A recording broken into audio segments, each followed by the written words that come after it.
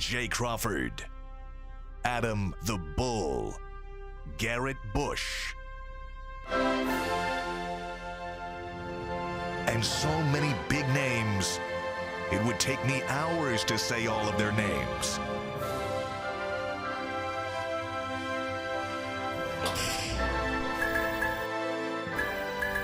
The ultimate Cleveland sports show.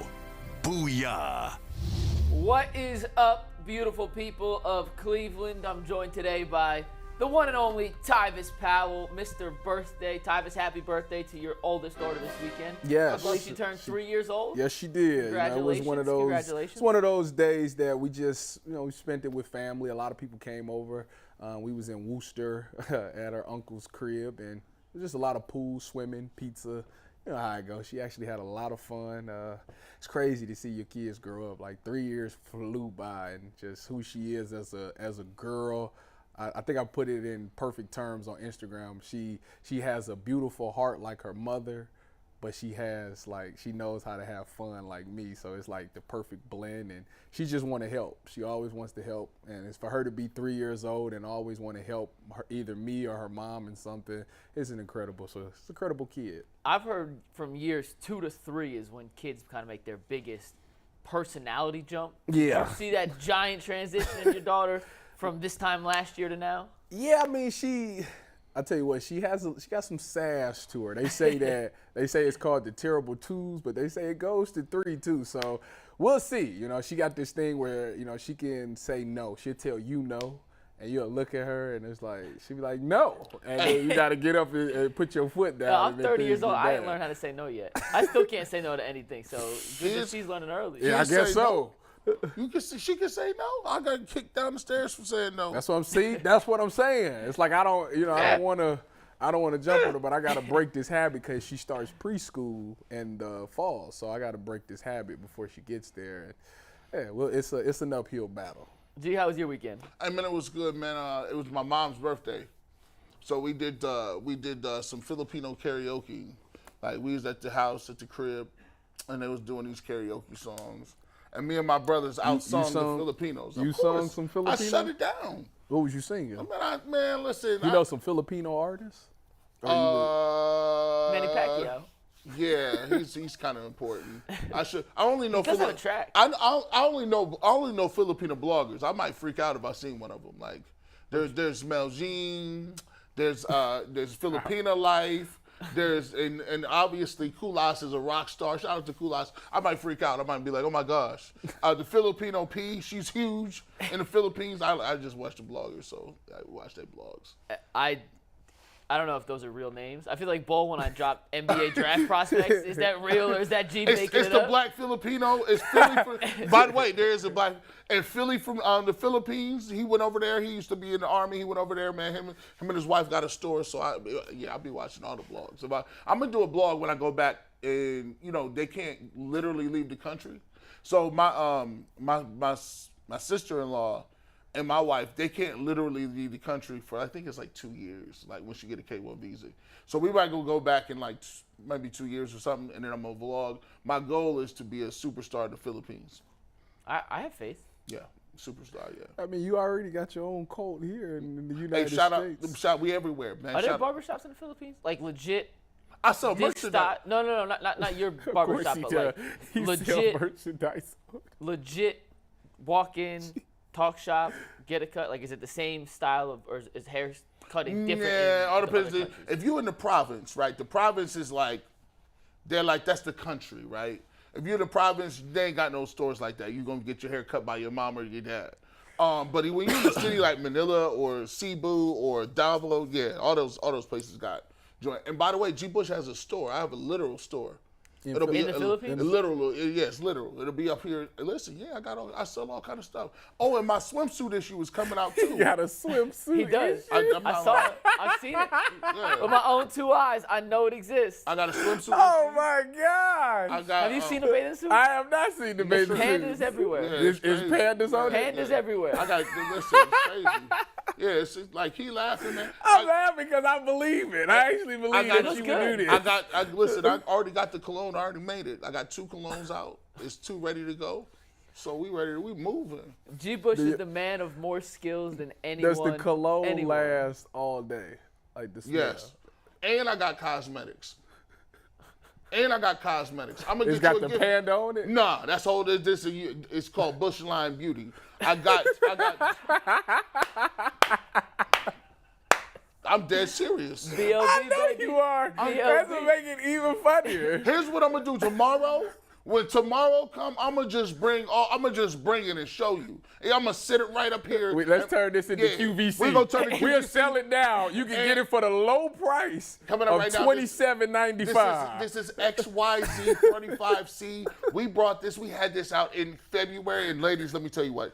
You can wear this. You can wear this up. You can dress it down. And you can get this for 3 payments of $39.95 on the Easy Pay credit card if you have the QVC card. Works as well. Coming up, we got the Ginsu knives and the deluxe Put the Air Fryer. number at the bottom on the ticker. Yeah. AQVC. Now we got a big show for you. G's back tomorrow. Finally, the Calling Companies Championship is here. We've been promoting that for what feels like an eternity now, and it kicks off tomorrow, or tees off, I should say, tomorrow. I'm heading down to Akron. I'll be doing some live interviews from the course for you guys tomorrow, and then Jay will be there on Wednesday. Behind the glass, we got Earl and Anthony. Earl's in the producer chair. Earl, I heard you on the radio not once but twice this weekend. How you doing, brother? I'm doing pretty good, man. It was a solid weekend of work. Happy belated birthday to Tyva's daughter and Thank to you. G's mom. Appreciate that. I know you went and kicked it this weekend. Went and seen Post Malone. It's a long drive. It was. He put on a hell of a show, man. He put on a hell of a show. I hear yeah, it, man. I hear his Hey, music is a. Might be at all the Fire concerts, man. He does, but Post Malone's music is good. He's got that music that I think anybody would listen to. Like it's no matter if you black, white, whatever. He still came like to it. Cleveland in September, and Anthony got sick that day and gave me his ticket, so I got to see him in September. Yeah. And it was like a concert show. This one was down in Cincinnati, and it was a giant outdoor pavilion, and he had a 12-piece band with him. So every song, like, even though you'd heard it 100 times, Yeah. it sounded totally different because it 'Cause it was had a band? live guitars, Yeah. horns, drums. So he was still was sick. playing like songs from his album stuff. that just came out.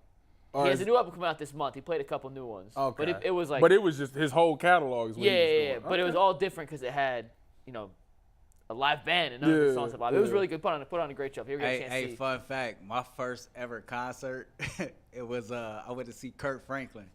That's a and good the New one. Nation Choir. Good one. What was your first concert ever? Wow. Big Earl. Sean. I seen Big Sean at the Sean? Icebreaker at Ohio State. Go Bucks. G, what was the first concert you ever went to? Let me see.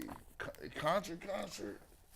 Man, let me see who was the first. Oh, I went to see Lil Wayne came to. Ooh. Lil Wayne came to. He came to OU. Lil Wayne, Bobby Valentino, Yeah. And, Miss Officer? and Keisha Cole came. Oh, that's a good one too. It was great. It was I'd have great. been the grown man up Oh, there. let me tell you this. Let me tell you this. Never knew what I was missing. but He I gonna, knew he gonna sing that whole verse. He gonna No, sing he won't that whole shut up. Yeah, he won't Hey, stop. He won't stop. now during that time frame, my girlfriend at the time got invited to come back on Lil Wayne's tour bus. Oh, Did she go? Listen, bro, they say, G. Bush, you the meanest person I've ever heard in my life. Cause like I said, first of all, I was like, man, you know what? You say you can't go on no tour bus. I said, listen, if you go on a tour bus, I'm never answering my phone after 3:00. Oh, God. Lil Wayne will be here. I'm still G. Bush. Lil Wayne's not gonna be here next week. And I was like, Lil Wayne don't want sixes on his bus. Did you say that to her? Oh, they was like, Oh my God! my brother the was like, disrespect. my brother was like, bro, why you? I said, bro, Oh, my it's the only way God. you end that. You end that today and today only. We only gonna have that conversation. Wow, that- Shout out to her, man. She's doing pretty good. She's rich now. Good for, hey. she's rich now. In the end, she's doing fine. We got a big show for you guys coming up. We're going to talk a little Browns here in a sec, talk a little Guardians, some Cavs Summer League, a loaded question about the most exciting athletes in sports that caused a bit of controversy in the group chat last night. Terrible. We're going to let Earl explain that, the new NBA in-season tournament, and a special edition of Keep Cut Trade. But Earl, this first topic is on the Browns, and I know you have an impact question you want to ask, so we can get some fans' input on this as well. Yeah, so I know the article's been out for a couple weeks now. We've had this for a minute. ESPN ranked the Cleveland Browns overall roster as 9th among the 32 teams in the NFL, and it really got me to thinking. there's a bunch of teams that have a talented roster. You know, we all know what talented rosters is. It's a bunch of talented guys, you know, but not necessarily always attribute to being a good team. So the impact question today is, do the Cleveland Browns have a good team or just a talented roster? Tyvis? Well, I think that they have a good team. A good roster. I mean, we look at the roster, we've been saying that for years, that on paper, it looks unbelievable. Every position group is addressed. There is really no weaknesses outside of maybe the linebackers position, but if they all play like I think they can play, they'll be fine in that aspect. But the team is different because, for example, you can look at the Kansas City Chiefs and say their roster is not that great. I mean, their defense, they got like one guy on defense that anybody really knows of. Outside of that, it's just a bunch of guys around there. Although, shout out to my boy Justin Reed. But they have a great team. Like they go to the playoffs, they win championships. It's a great team.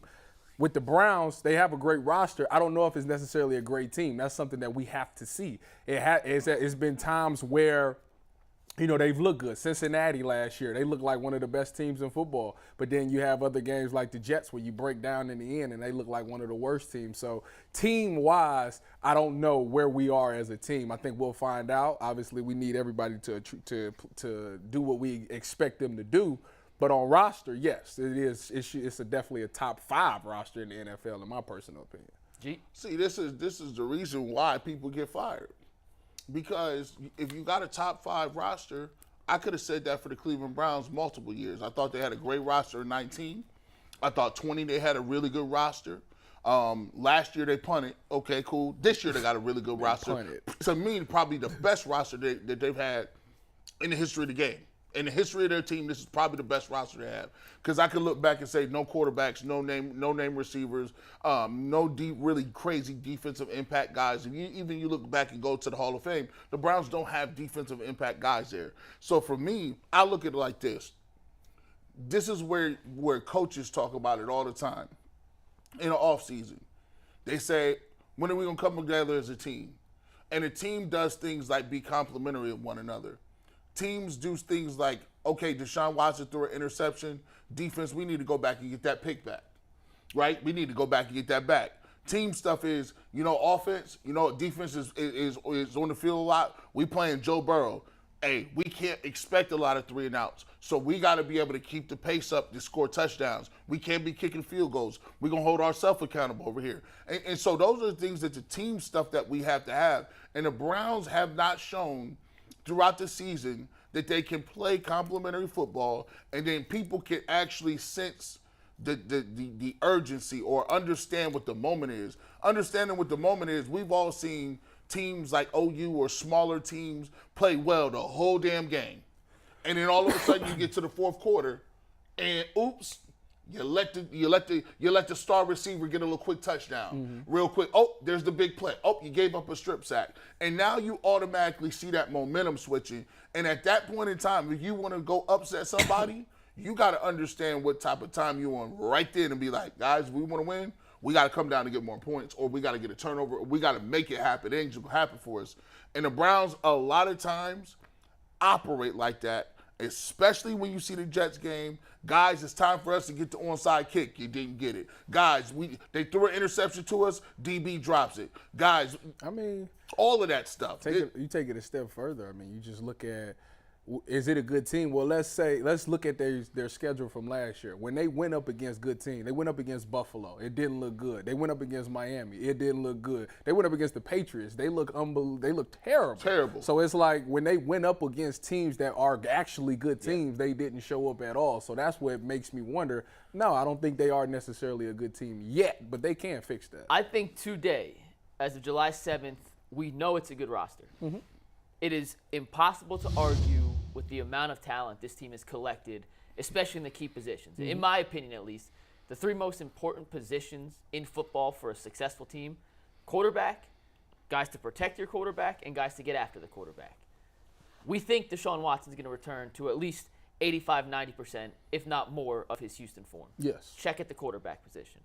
They have arguably the best offensive line in football with 2 of the best guards and a tackle in Jed Willis, who we hope takes that fifth-year step in progression and turns into a guy who was drafted 10th overall. On the defensive line, between Myles Garrett, Zadarius Smith, Okoronkwo, Dalvin Tomlinson, Ika, the other defensive tackles they signed, the rookies, those three positions, I don't really have any question marks about, assuming Deshaun Watson returns to the player we all think he can be and the player the Browns are paying him to be. Yeah. At the secondary positions that are important, running back, Nick Chubb, elite. Defensive backs, one of, if not the best defensive back room in the AFC. And receivers. It's the 5th highest paid receiver room in football. Some question marks. I'm not saying it's a strength. Yeah. But they have talent in that room. The only spot on the roster you could look at, like you said, and be like, you know what? I'm not certain this group can be good as linebacker, but I'm trusting in Jim Schwartz and I'm trusting in the defensive tackles and their improved play to open up the field for those linebackers. But a good roster doesn't mean you're a good team. And you guys point out, that's where coaching comes into play. Yeah. And that's where guys like Stefanski, Schwartz, Ventrone make their bread. That's why they get paid. I went back and looked at some of the quote-unquote dream teams in the NFL the last 20 years. You remember that Philadelphia Eagles team that Vince Young called the Dream Team after they signed Namani Asama, Dominique Rodgers, Cromartie, Steve Smith, and Ronnie Brown? That was a disaster. Do you know what their record was that year? They won not good. 7 games, right? They went 8-8 and missed the playoffs. Yeah. They had, on paper, one of the most talented rosters in football, but a talented roster does not equal wins. A winning football team, you don't have to have the best roster. I don't think anyone would say Kansas City had the best roster in football last year. They had the best quarterback. Yep. A dominant defensive tackle in Chris Jones, and guys to protect Mahomes. And if you're good in those three positions, you can win a lot of football games. And they also had the number one there thing. It is. The number one thing that you didn't say what they have is great coaching. And that's the thing you was hitting on it. You was saying that you can have a great roster on paper, but the coach has to put it all together. Yeah. And I think now that they went out and then got Jim Schwartz and Bubba Ventrone, I think that was the key thing that can make them take their next step to becoming a great team. See, now Kevin Stefanski can stay with the play sheet in front of him because he knows that Jim Schwartz is going to demand great out of his out of his defense. And he knows Bubba Ventrone is going to get these guys to play well on special teams. So now he really can lock in on calling the plays, and he don't have to hear all the chatter about trying to find the pulse of the team. He can stay in his element, which is calling plays. He still is. It was some questionable things that happened last year, but he still is a really good play caller. He just now can be more locked into that and know that the defense and the special teams will take care of themselves because of the guys that they appointed. So I think that is the step that they was missing last year that will make this team become a great team, I should say. Man, you ever heard a judge tell the guys, speak now, forever hold your peace? Yeah. Well, look. Put up or shut up. That's all it is. At the end of the day. And all I want to say is this. If we get halfway through this season and inevitably somebody going to get hurt, inevitably, I don't think, and I try to explain this, I don't think regular fans understand that somebody's going to get hurt. Listen, pick one of your best players. Just pick one of them. Whether it's Garrett, Chubb, Deshaun Watson, Cooper, whoever it is. And just imagine they're going to be out 6 weeks. So my thought process is when you going into camp, you better have everything that you need to have to get you through the season. None of this, we would have been good only if we would have, I think, and we do this way too much. You writers do this way too damn much. Y'all always revisionist history or something. Well, if it wasn't for those injuries in the middle of the year, what year did anybody go through this? Every Super Bowl team has massive injuries. Every team got them. So stop saying that. What you need to do is say, is it raining outside? Not today. But if I'm going camping, it could be raining 3 days from now. Well, that's what scares me because I think about what would be outside of Deshaun Watson, what would be the one thing that could kill this team? To me, it's two players that if they go down, if you got one. It's two players on the offense. I guess one. On the offensive side of the ball, I got two players. All right, well, I'm gonna guess one, and he gonna guess one. I'm guessing my first one is Amari Cooper. Yes. Okay, that was my guess. It's an offensive player. It's an offensive player. Chubb. No. No, it's not. Not even Chubb. You're gonna. Well, Wills. No. Watson. No, said I said you not him. Oh, okay, not him. You saying Elijah Moore too? Yep. Both the receivers. If one of them two go down, I think it'll handicap the whole. Oh, because why? Because like I said, I've got a chance to watch practice, and Elijah Moore is going to be featured in this offense quite often. So if he goes down, who are we replacing him with? That's the problem. Okay, right this there. is. I know, Earl, this wasn't your question. It's going to turn into this. When we talk about this season for the Browns, we talk about the good rosters in the AFC. If you look at that list of all the rosters that ESPN ranked, the Browns were in 9th.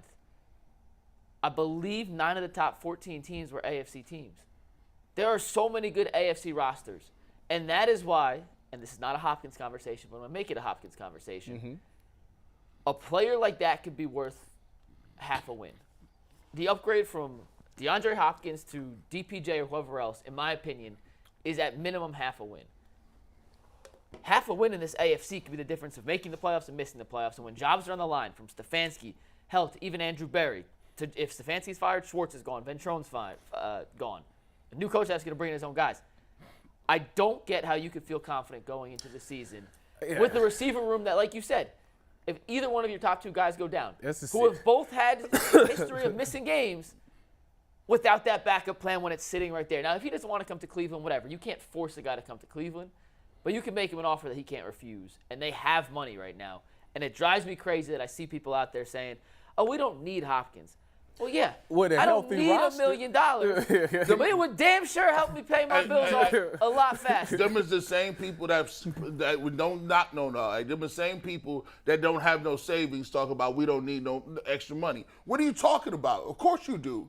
It does not cost you anything. Like, it doesn't cost you anything to have backup plans, right? We don't have a backup plan at that position. And we're not even as good as some of the top flight teams. We're middle of the road. But think about what happened if you lose an Amari Cooper. You go from the middle of the road, now you talk about David Bell and Schwartz playing. Are you serious? No. No, you asking Tillman. You have to have Tillman come in and step up and be that great 3rd round pick, but that you asking a lot of a guy who's in the 3rd round. And if Elijah Moore goes down, we do got Marquise Goodwin, and Marquise Goodwin is a great wide receiver. But he has injury issues. Yeah, that's what I'm saying. He gets hurt as well. So it's one of those things that you kind of do need a D-Hop out there because at worst case scenario, Amari Cooper goes down. Listen, Deshaun's like, I still got my dog over here. I know when in doubt, I can always go to D-Hop. Whether he's double team, triple team, whatever, I can throw the ball to him. He'll make it happen. With DPJ, he's a great receiver. He does great things. I think he still will have one of his best seasons this year. But is he a guy that defensive coordinator is saying, we got to stop this guy? Well, I don't think he is. And, G, tell me if I'm wrong here. When we say we want Hopkins, it's not necessarily DPJ sucks. Not at all. I think he's a good wide receiver. He's a more proven commodity. Had similar stats last year in 9 games. I know it was a bad team and there was no one else taking targets away, but in 9 games he had very similar stats to what DPJ did in his career best season. And as good as we think DPJ could be, I do think there's a ceiling on DPJ. Right? He's a 6th-round pick for a reason. Hey, Anthony, shout out to Anthony. When Pokemon comes on, right, the theme song does not say I want to catch 1 or 2. It says, I want to catch them all. I want all of the Pokemon. I want the Charizards. I want all versions of Pikachu's, all of them. I want every Pokemon. I want all receivers.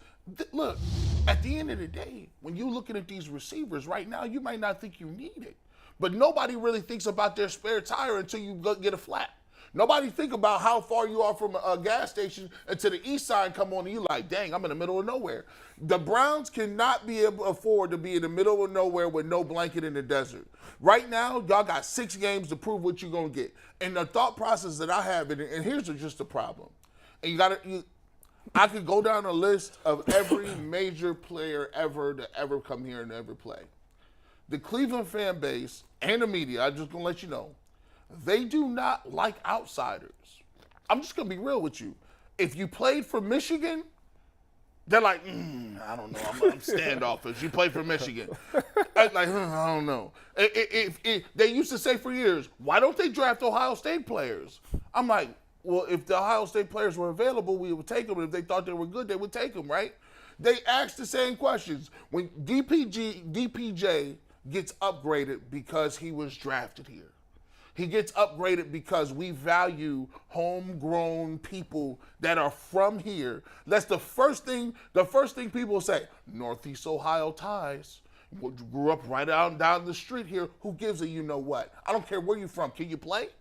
DeAndre Hopkins can play, I want that guy. If he's from Tallahassee, I want that dude. This is the year. Don't mess yourself up trying to look around, trying to feel good about yourself. I don't care about feeling good for myself. I feel good about winning. Do you think that maybe the front office is a little scarred because of the Odell thing? Because he was a big name wide receiver that got traded here. Man, listen. But they didn't find a way. They don't have time to be hurt. It's win now. I agree. I agree. I'm just trying to think of what would make them hesitant. If we could shift the timeline back 1 year, right? And I know you can't do that, but if we could literally slide situation roster today back a year, okay. I don't think Stefanski's job was ever really on the line last year. Their coordinators, there obviously were. But Stefanski's job was never really on the line. If they don't get off to a good start this year, I can't see a world where Stefanski survives. I can't.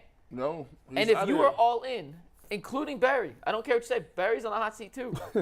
If your GM's on a hot seat, I understand that you can't mortgage your entire future for right now. But guess what? Those future problems aren't your problems if it doesn't work out. You have to do everything you can to save your own job now so you can have those problems to fix in the future. Well, and that's why I don't get I think it's all in. You can't be 90% all in on something. I think you that, can't. It's like impossible. I say, when I went to watch that practice, and Deshaun was willing and dealing, and he had the Tom Brady-esque practice. I'm telling you, everybody out there was like, that was like the common thing. Like everybody was like, maybe we don't need DY. I mean, Deshaun. If you could promise me they'd all stay healthy, their entire receiver would be healthy for 17 games. Yeah, you don't need them.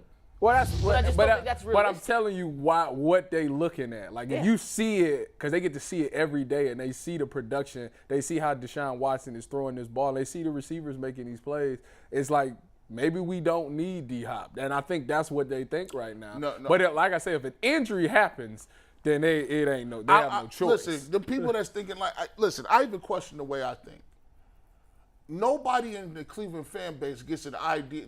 Y'all, we don't get the benefit of the doubt on punting on nothing. What the hell do we know? All we've seen is horrible-ass teams for 45 years. And you telling me what we don't need. When did you see a team that we didn't need something? I'm confused here. I'm willing to take answers in the chat. What year were the Cleveland Browns so good that you said we don't need nothing else? I'll wait. Refute it. 2020.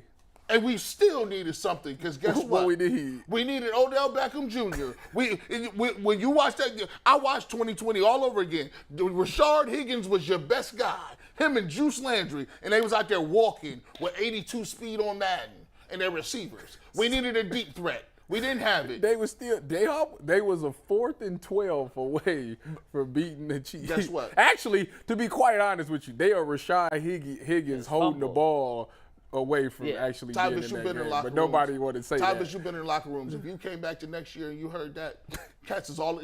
Just tell Sherm that.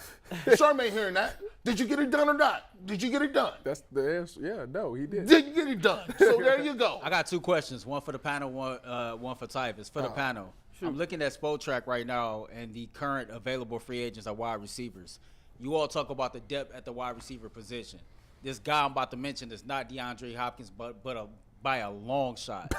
But Rashard Higgins is a free agent. Would you bring him back in? It won't cost you as much nearly as DeAndre Hopkins. You know what he's capable of doing. You know what a ceiling is, and he will be a body. I would not bring him in until someone got hurt. I don't think he's worth like I said, I think Hopkins is at least worth half a win as an upgrade over what they currently have. I'm not sure Higgins is an upgrade over the guys who are currently playing. He might not be an upgrade. Who on that list, Earl? DeAndre Hopkins, Kenny Golladay, Julio Jones, Byron Pringle, Jarvis Landry, N'Keal Harry, Sammy Watkins, Andre Roberts, Rashard Higgins, Marcus Johnson, Anthony Miller, to name a few. I like N'Keal Harry. I would take and Galladay. I would take a swing at him too. No, trust me. I watched enough Galladay. That was you might as well just burn $64 million at that. Nope. You don't want him anywhere near your football team. Trust me on that one. Earl, you got one more. Second question. Tyvus, you were talking about the hirings of Bubba Ventrone and Jim Schwartz, and a lot has been made about Kevin Stefanski's staff, and I think what we're missing and what we're forgetting is 2 crucial promotions and another hire. When the Browns hired Bill Musgrave, another offensive guru and a guy that was going to come in and help Stump Mitchell, help with the run game coordinating, I thought that was a significant impact hire. But when you promote Ben Bloom to the defensive line coach, and Tyvus, correct me if I'm wrong, but he was the defensive line coach in Dallas for like 8 years before he moved to the linebackers coach before he eventually got here. And then you got Alex Van Pelt still being the offensive coordinator, but moving back to the role as quarterback coach where he had success in Green Bay with Aaron Rodgers. I think those two, internal promotions is going to have significant impacts on this team that don't really get talked about. Yeah, I mean, Ben Bloom, like I said, he's worked with a lot of great defensive linemen. So I think ultimately it's Jim Schwartz controlling what's going to happen on that defensive line. Obviously, we know that's where he specializes and he spends a lot of his attention there. So, Ben Bloom having the title, I mean, I think that's just the title, but everybody knows that Jim Schwartz is going to be there. As Alex Van Pelt moves back to quarterback coach, I mean, yeah, he's going to be with Deshaun, and he's going to help Deshaun see things the way Kevin Stefanski wants things seen. But also, Kevin Stefanski's going to be right there. Kevin Stefanski's going to be right there with Deshaun Watson. So it's really two coaches on one quarterback getting things done. And I think AVP does get a lot of credit from Kevin Stefanski. Although we don't see it on game days, I think AVP does a great job of coming up with things that happen in the game plan as well. Although, we don't see him necessarily calling plays, I think he does help putting the play sheet together. I think it's him, Deshaun, and Kevin Stefanski all working together to put together a game plan on what they're going to do for that game. Man, look, man, your boy was over in Philadelphia, right? You know what I'm saying? He's in the organization. He's on the roster. You got a couple dudes in it. What happened when the head coach get fired? They all get fired. There you go.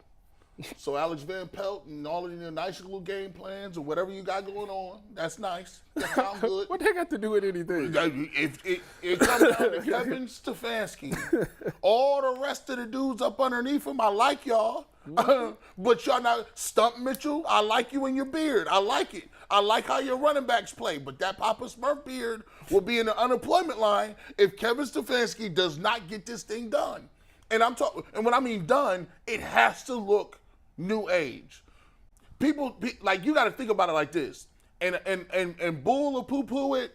Jay might say, "Oh, this is terrible." G, you're losing your mind. Jason might say, "Come on, your knee-jerk reaction." I'm gonna tell you what human nature is. Let me give you this: if they barely missed the playoffs, right? If they barely missed the playoffs, and Deshaun Watson throw for 5,000 yards, guess what? Everyone's back. Oh yeah, for sure. But they'll tell you it's only about winning. For sure. No, how he looks counts. Earl, before we move on to the Guardians, let's pull up the rest of the rosters. Let's go 1 through 10 real quick and put a bow on good roster or good team, and we'll give our takes on whether we think it's a good roster or a good team or both. How about that? Yeah. All right.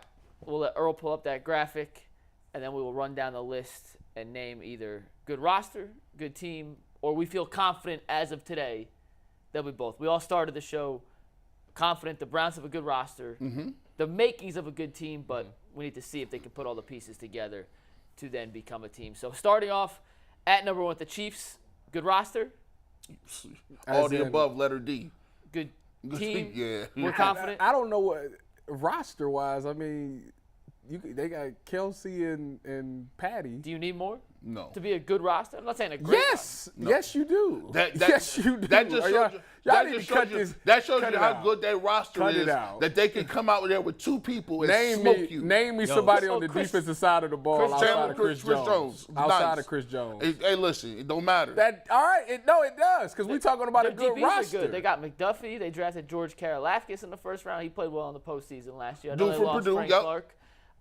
Their linebackers, Nick Bolton out of Missouri, second-round pick, was their starting middle linebacker last year. Juan Thornhill was there on the squad. Tyvus is so right and y'all get so wrong. Y'all need to It's cut it about out. The Kansas City Chiefs infrastructure. Yeah, y'all That's need to what cut makes this them a out. good Cut team. this out. But don't say- don't say it's the not a roster's good roster. terrible, but the team is good. Next. You can't say it's a terrible It's roster. a terrible roster. I would take. They literally have one star on defense. If Patrick That's Mahomes, it. if Patrick Mahomes was on any roster, I'd take that team right now, today. And that means he's better than the Houston everybody. Texans. Yes.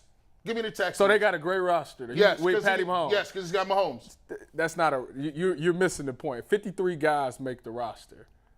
No, Also, one guy can move. Their That's not offensive line's really good too. Okay. Yeah. Creed Humphrey was the number one rated You know center in good football well. last year. I hear you. Yeah, So we got two people that says it's a good team and good roster. I say it's just a good team.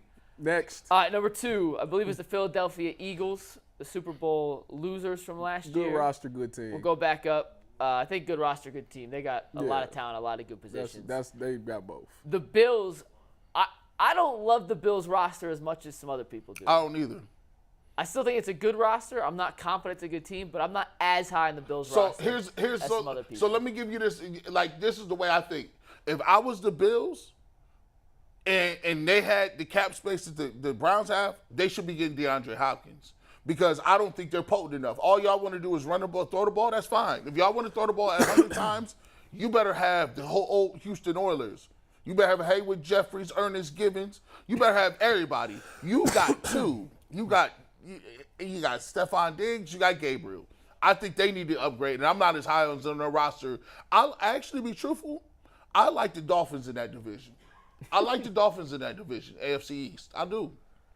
Yeah, Dolphins definitely a good roster. I'm not sure if it's a good team. I don't fully trust Tua, especially with his health, to be able to lead them to a postseason. Tua went healthy. That's a great team, man. Tua went healthy. That roster's loaded. Yep. Bengals, good roster, good team. Yep. They coaching staff was questionable a couple years ago, but I think they've put it together. They together now. I think they're not as talented a roster as they were last year. They lost some key guys on defense, but I still think the secondary overall, scares me about it's that. overall a talented roster. Let's just see 6 through 10, Earl, then we'll come to your last question. We'll move on here. But the 6th roster, the Cowboys. It's a good roster because they got some pieces. It's the coaching team, staff yeah. that's kind of high to me, man. I don't think they should be 6 either. 6? Like, you got CeeDee Lamb. Now you do got Michael Parsons and DeMarcus Lawrence. You got Brandon Cooks as a supporting cast. You Okay. got Tony Pollard. Their Dak offensive line's Prescott. still good. They got some dudes in the Offensive secondary. They got probably Gilmore. arguably the best secondary. I like them at 8. Gilmore. I like and, them at 8, 9. I guess you parse some words. I mean, It's split. It's split hairs. So when we're first going to do this, we're talking about the Browns ranked right at 9. My notes, if you want to tell me they're 6 through 12, I'm not going to argue. Right. You could make the case that they're a little higher, a little lower if you value a certain position more. I think they're right in the right spot. The Chargers, once again, a talented roster. I don't think any of us are confident they're a good team. They just not healthy. If they stay healthy, they got a really talented roster. Yeah, and they got some really good receivers. They have a They quarterback. obviously their coaching staff is questionable, but they got a whole new coaching staff, so it's gonna be outside of the head coach. It's gonna be interesting to see how they put it together. Earl, one more thing before we move on to the Guardians. Did we have a poll question with answers to this? And I know you had something you said on the radio that I got to ask No, about. the poll question. Well, we got the poll question, but I like to do the poll at the end of the hour. So Gotcha. So we'll do the poll at the end of the hour. But on the radio yesterday, I heard you say that as of yesterday, so the 9th, the Cleveland Browns, you have them penciled into the AFC Championship game? Yep, and I stand on it. And I said it was my total unbiased opinion. I think the Browns have a really good team. I don't think the Browns are just a talented roster. I think that in the 4 years that Kevin Stefanski has been the head coach of this team, they've went through adversity. They've overcame adversity. They've had trial and error. They've learned from some mistakes, and they've kept growing. And that's anybody in any profession. We have to understand that Andrew Berry, first-time general manager. Kevin Stefanski, first-time head coach. I disagree with G when he says that Kevin Stefanski has 6 games. I don't believe that you get 6 games with Deshaun Watson last year and then only the first 6 games of this season with Deshaun Watson, no matter what the record is. I think Kevin Stefanski gets this entire season to prove itself. I think that when he hired the guys that was formerly here, like Joe Woods and Mike Prefer, he did the right thing by delegating. But when he delegated, the guys that he delegated to was not competent enough to do the job. He recognized that at the end of the season, he swiftly made the proper changes. He upgraded his coaching staff. He went to his general manager. They upgraded the roster in certain areas. I believe in my heart that this team is just right up there with every other quote-unquote team in the AFC and can go play the Kansas City Chiefs, for example, in the AFC Championship. Will they win it? That's to be determined. I disagree. First of all, he hired them folks. He hired Joe Woods. He fired him a year too late. He watched them be incompetent. They punted on the season. Andrew Berry could have got people last year. He waited. He chilled. In life, you do not have time to be waiting and chilling. We lost a whole year. Second of all, I don't know if they made them the decisions to get no better. I saw him miss too many onside kicks. I need to see him recover a couple before I say you learned. They missed one onside kick. That's one too many. I agree. You blowing leads in 13 seconds. I agree.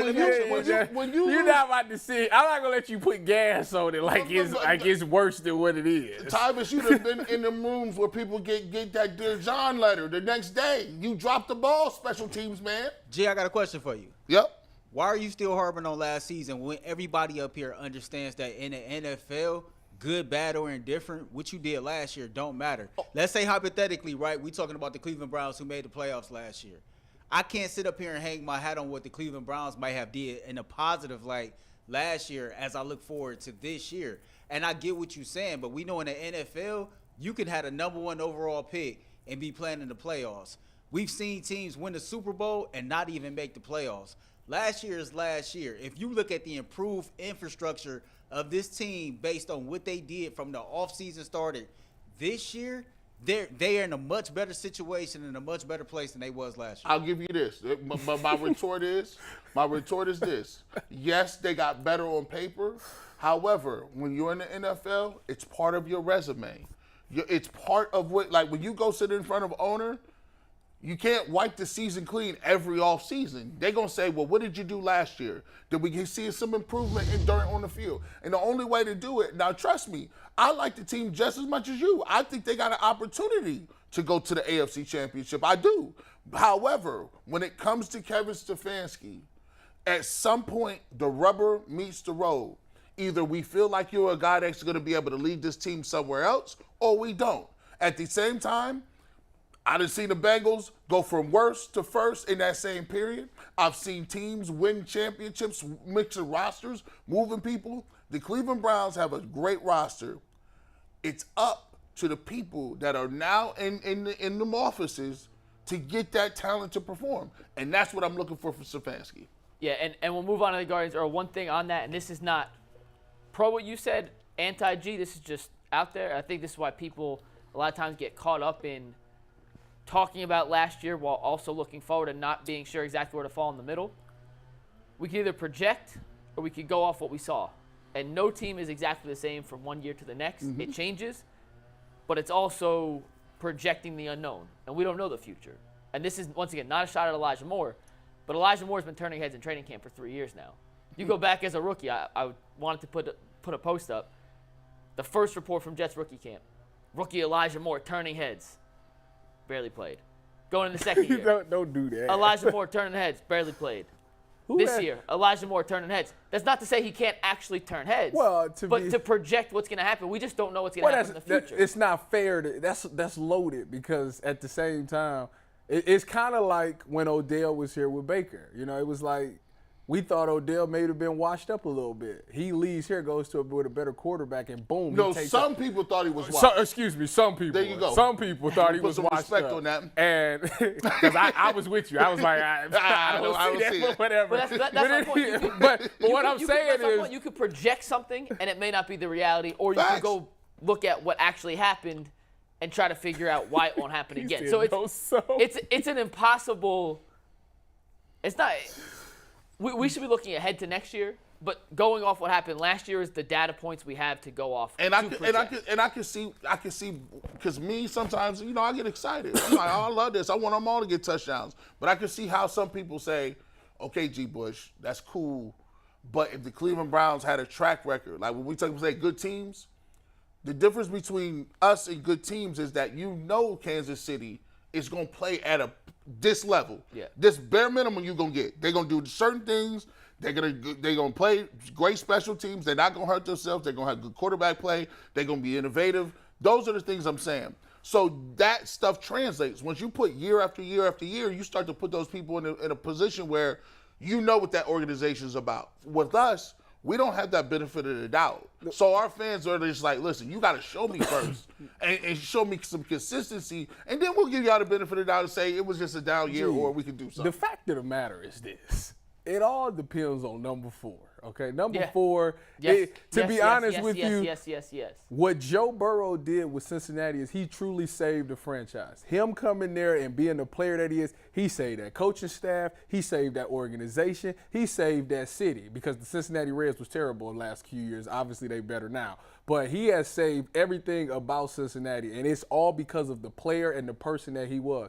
If Deshaun Watson comes in and becomes that guy he was in Houston again, he saves Kevin Stefanski, he saves the Cleveland Browns organization. Ultimate Cleveland Sports Show, he he saved everything. He literally saves everything. Yeah. So he has to be that guy. And if he's not that guy, we all going to be pretty messed Last up. point on the Browns, we'll wrap it up. Every discussion we have this summer, that we've had, that we will have until the first game of the season, is just a discussion because, to Tyvis's point, none of it matters if Deshaun's not good. If he's great, they're going to be a world beater. Unbelievable. If he's not, then we're going to have some questions and some tough discussions to have this summer. We're going to talk a little Guardians now, though. It was a disappointing Sunday result. Shane Bieber was cruising, gave up 4 runs in the 5th and the 6th, But at the end of the day, on July 10th, the Cleveland Guardians are in first place in the AL Central, and they are 500. It's the first time, guys, in 5 years, the Guardians have led the division at the All-Star break, which seems hard to believe. But at 45 and 45, they are in first place in the division for the first time in 5 years at the All-Star break. Let's look big picture. I know yesterday's game was – it is what it is. They took, they took 3 or 4 from the Royals, but it is what it is. Yeah, it should have been 4. That's a shame. It was a shame is what. Yes. It is what it is. It's an understatement. It was a dang shame. It's what your ace is on the mound, and we look like we did. It's nice that they only scored 1 run. So like as much as you want to put it on Bieber, they scored 1 run. That's true. But it's nice to be in first place, but we're in the worst division in baseball. It's a terrible division. You don't get no props. The only props we get is that we will go to the playoffs if we stay in first place. But the way they've been playing, I mean, if they played everybody like they've played the last 3 or the 4 of Kansas City, we'd be hyped. But it ain't really been a lot to really cheer for. As soon as you want to get behind this team and think that we've made that cross, because we really want what Cincinnati did. Cincinnati went from a team that was nothing. Ellie De La Cruz comes in there and boom, they just take off and they win 14 straight games. We're gonna talk about him in a and second. we waiting on the moment for the Guardians to take that because we want to get behind this organization so bad, and we want to get ready to cheer for them because playoff baseball is coming up soon. So we want them to take that turn, but it's so hard to do when you only putting up one run and lost and your ace is getting smoked. It's hard to get behind. This is the common thread, and we talked about it. We talked about it like last week, G. And they were playing the Royals again, and Jose steals home, and they give up 2 runs in the 10th.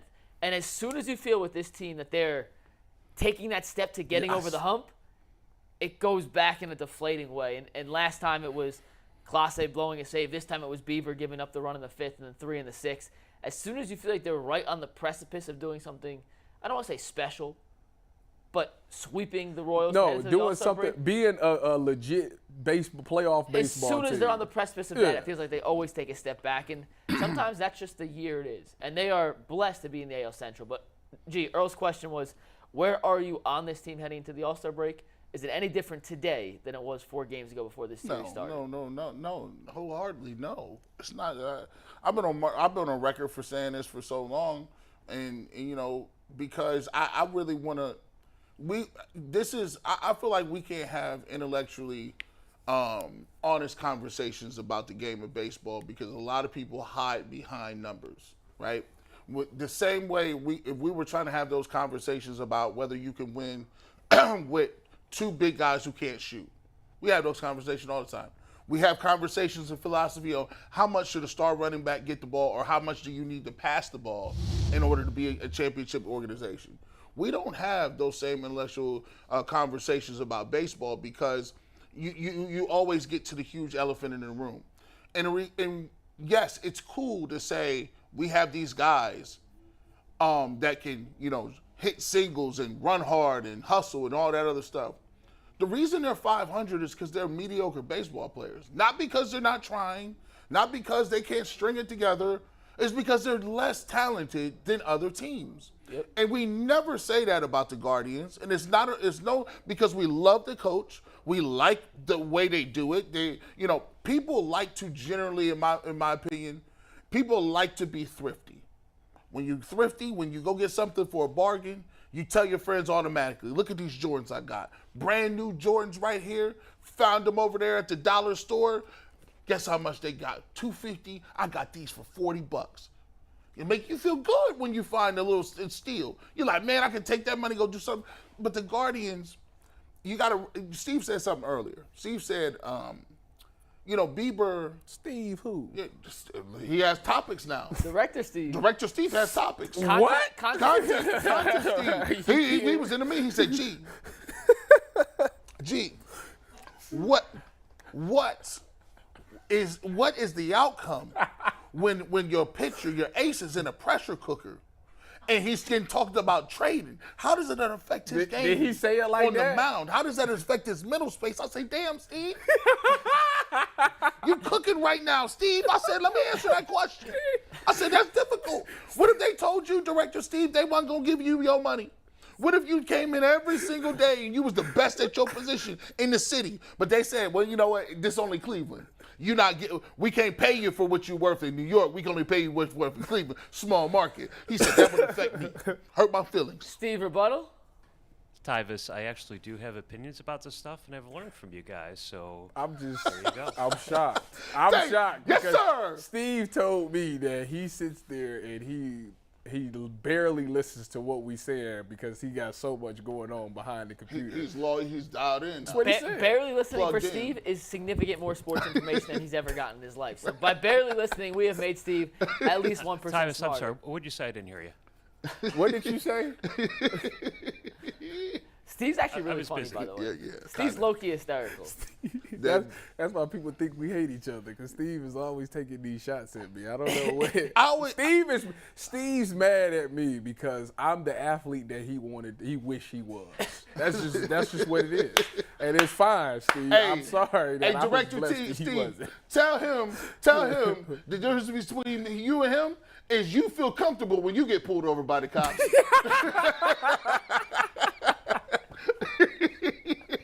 Next topic. So who's the most exciting young player? Is it Director Steve? Is Director Steve? Director Steve. No, but in all seriousness, the Guardians heading to the All-Star break. They're in first place. They're 500.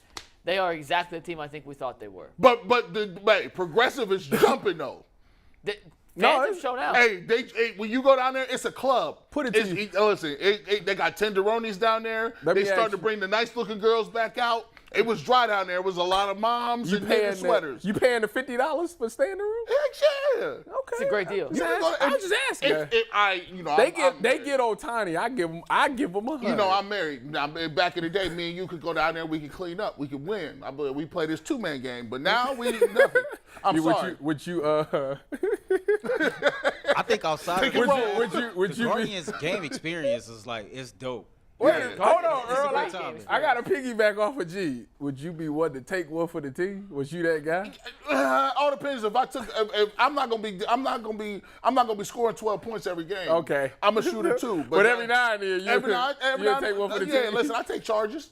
Okay. I take I'm charges. just asking. But I tell you what though, Earl, I will say this, man. Environment is rocking. A lot of people down there. It's mixed crowds. I like it. I love it. Let me ask you, would you be, because I'm a lot of people down on the Guardians, but wouldn't you be upset if they actually didn't make the postseason? Yeah. Okay. Listen. So you wouldn't be not shocked. You wouldn't be shocked that they missed it. I'd be surprised just because I think even the mediocre Guardians are better than the other 4 teams in the division. Okay. The division. Listen, I think we did the numbers last week, and I don't have the updated ones. They were half a game out of first place. They were tied for first place. I forget exactly what day it was. They would have been 16 games out of first place in the East and 13 games out of first place in the West. They're not a good baseball team. They're a competent baseball team. Are they going to win a playoff? Will Will they win a playoff series? I have Probably I have a not. hard time believing they win a playoff Probably series. not. What if they trade Bieber for sticks? Well, I just they don't. might. We've talked about this before.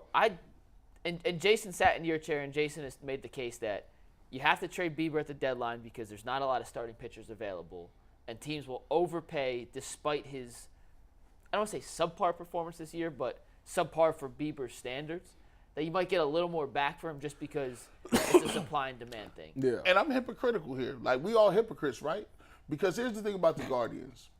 The Guardians may be mediocre, lukewarm, medium sauce. No one goes against medium wings. You either get mild, hot, or regular. No one says give me medium sauce. No one likes medium.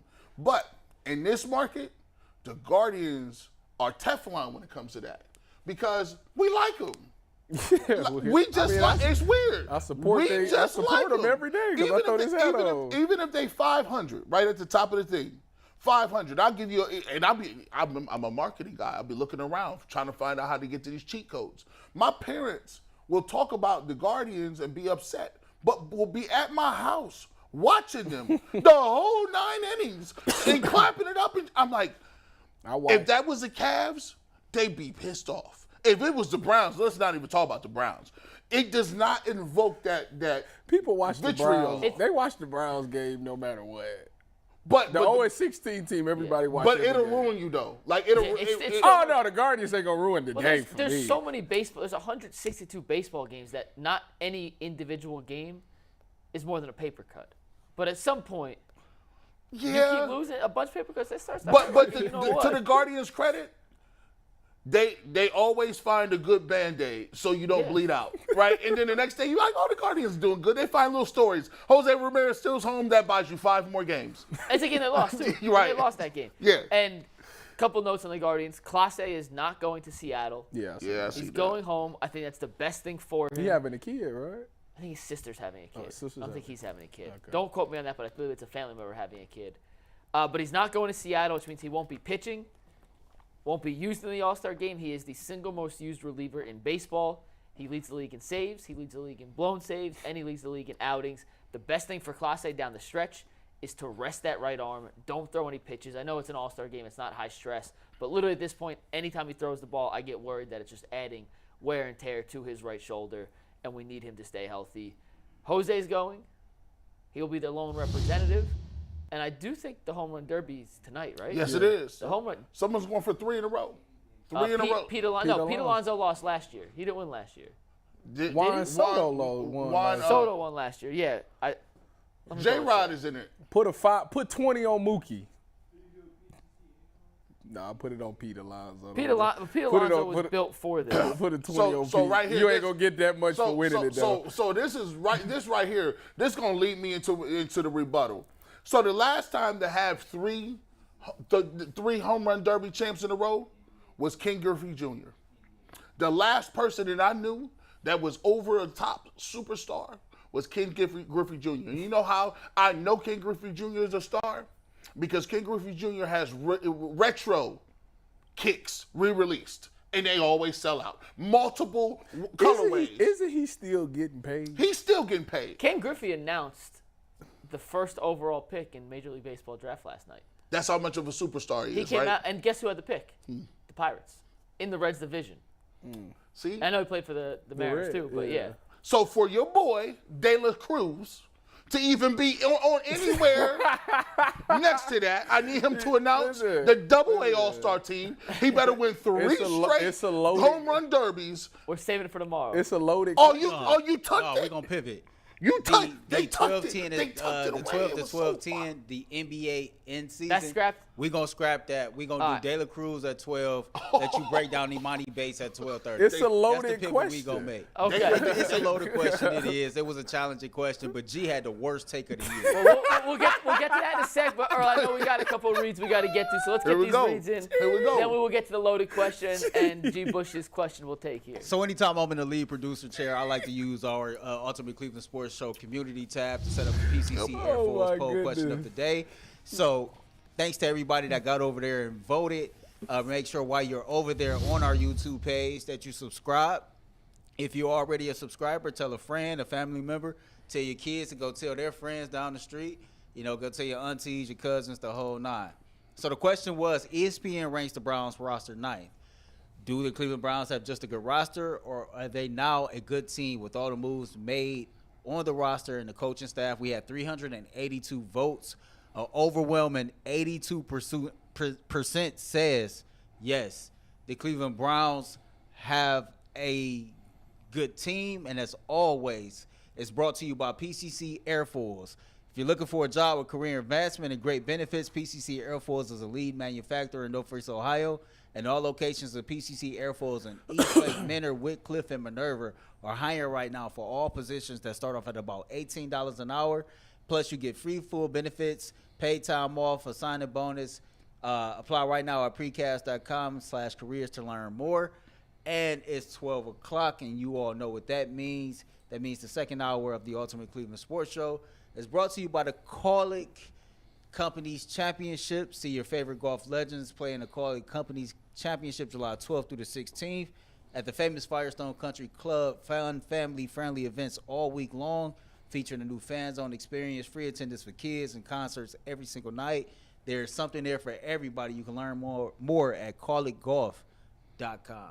I'll be down at the famous Firestone Country Club tomorrow interviewing a few of the players in this week's tournament. Jay will be there on Wednesday interviewing a few more, so make sure you guys stay tuned. I'm going to be down there next Saturday, but they ain't going to be doing nothing. So G will be in Akron next Saturday.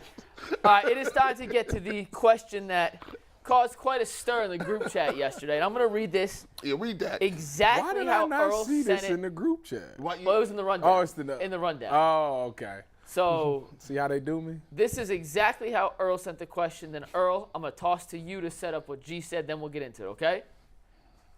Quote, is Ellie De La Cruz the most exciting young athlete in all of sports? And Earl, how did you respond to that? How did you respond to that? Yeah. G. Bush, there's no such thing as an exciting player in baseball. All things considered, there's not enough action to say exciting when you say baseball. You think skill. G is so wrong on this. Yeah, It's a loaded question. Go ahead. You tell them why it's well, wait. Before we get to the part of is Cruz the most exciting player in all of sports, I want you to answer this first, Tyvis. Can you be an exciting baseball player? Yeah. Heck yeah. Yeah. So Absolutely. we're all in agreement that G's takes bad. At least No. not that far. See, y'all messed it up already. Yes, you can be an exciting baseball player. Where that question got, really fumbled and jumbled was in all of sports. That's the part that Hold gets on. me, right? Wait. That's the part that blows my mind. I'm going to read you, quote, G's response. There is no such thing as an exciting player in baseball. What's the next sentence? I'm going to repeat what I just said. There is no such thing What's the next sentence? as an exciting player. That was the text. What's the next sentence? All things considered, there is enough action. All things considered. If I'm considering 3 sports, and I'm looking at baseball, basketball, football, all things considered, when you talk about action, baseball is the least actionable sport. So how can I say? That's a fact. How can I say this is exciting? But it's a loaded question. I can say it's exciting. It was so not exciting, they had to change their rules. What are you talking? It was so dry. It was so dry that they had to introduce. The game was dry. I think there are individual players who were exciting. I think you can have an exciting baseball player. You can. You just said it. Ken Griffey was one. Ken Griffey was one, right? Otani's one. Acuna. Mike Trout used to be one. Used to be. I don't know what he do now. Like used But to if be, you- that was good players. but if you ask- Bart McGuire, Barry Bonds, Sammy Sosa, these was all exciting players. But you know what? You see this, and this goes back to this skill thing, right? If you want to be exciting, I'm just saying. If you want to be exciting, what was the comment? knocking them out the park. That man hit 86 home runs or something. Like the boys was getting 62. Knock 'em out Listen, the park. when black people started showing up, rooting for Mark McGuire, I said, "Oh, these boys has got it. They got it down to a science." They had Bird versus Magic, but it was Sosa versus McGuire. They hit 70 home runs apiece, and then people were still in 900 bases. Then you still had Griffey. We was like, "This is the best thing moving." Now we got one guy. He done played 32 games or something. What? When did he get called up? 2 weeks ago? De La Cruz? Yeah. Well, ever since they've been on the run, he's been up there. So. He's played about 40 games. But what makes it a loaded question is when you say young guys, like, okay, when you say young, are you saying like rookies among all the sports? Yeah. What's the Or criteria? Like within their first 3 seasons. Hey, first 3 years.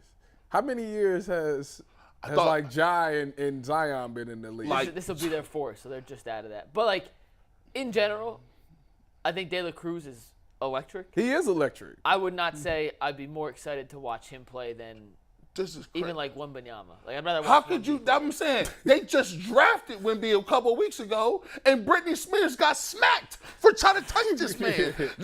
And Britney Spears told you who was more exciting. She's not running up to De La Cruz like, "Hey, let me get your back." No.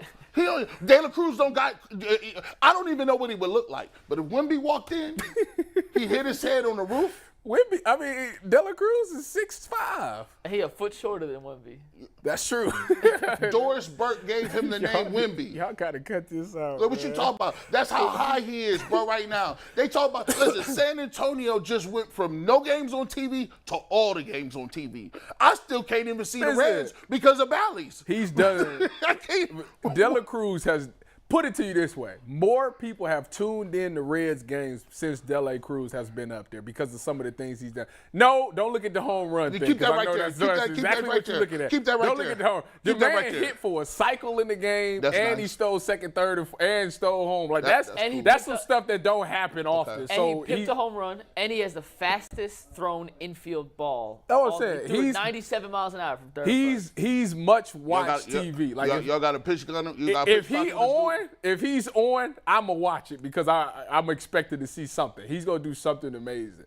But I would rather watch the other people in the other sports. Come on, that's not it. Jose, he didn't even slide like Jose. He stole every single base. He stole every base, yeah. What are you talking about? That's such a crazy play. I just saw Jose Ramirez steal a base and move his arm in mid-slide.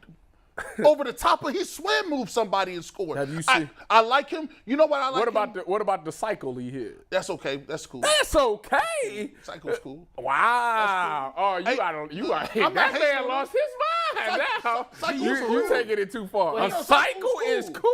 Cycle's cool. You know how hard that is? It's hard to get the triple cycle. When he picked the home run. Man. Told him check my bat. That's kind of dope. That was sick. I like the fact that he wears jewelry. He is a non-traditional. They let him celebrate. If y'all would let everybody do and play like that young man, we would be good. Shout out to him. I think he's gonna be great. So what's that called?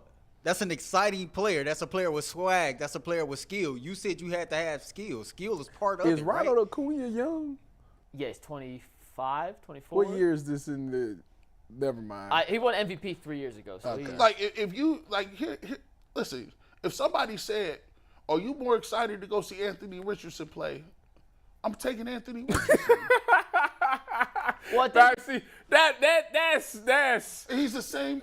No, that's sport to sport, not player to player. It's a loaded question. If you ask me who I'd be more excited to see, Marvin Harrison Jr. or him, I'm taking Marvin Harrison Jr. Like, would you rather watch Garrett Wilson play or Go Bucks? De La Cruz? Go Bucks. Garrett Wilson is with Aaron Rodgers. Garrett Wilson in New York. Come on, bro. This is easy. It's light. And I can't believe he's not 100% wrong. You a basketball dude. The fact that Wemby came out and just had 27 the other night and shut down Summer League. Listen, I would pick Wemby. Yeah, and it's not. Some of the stuff he did in the second, he wasn't good. His first game was objectively bad. His second game was. He's blocking 3-pointers. He's blocking shots from the 3-point line. Some of the stuff he does. Different. He's I've seen people do that. I've seen people hit for the cycle. I watch Kenny Lofton. I've watched Jose Ramirez do that. Right? I love it. One of one. He's a true 1-on-1. He's doing. It's different. It's levels to it. Now he might be that dude, and I'm not even taking him over Ohtani right now in his own game.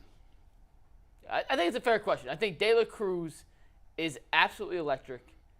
He's one of the guys that's going to rejuvenate baseball, especially and connect with the younger population. I agree. He's different. Yep.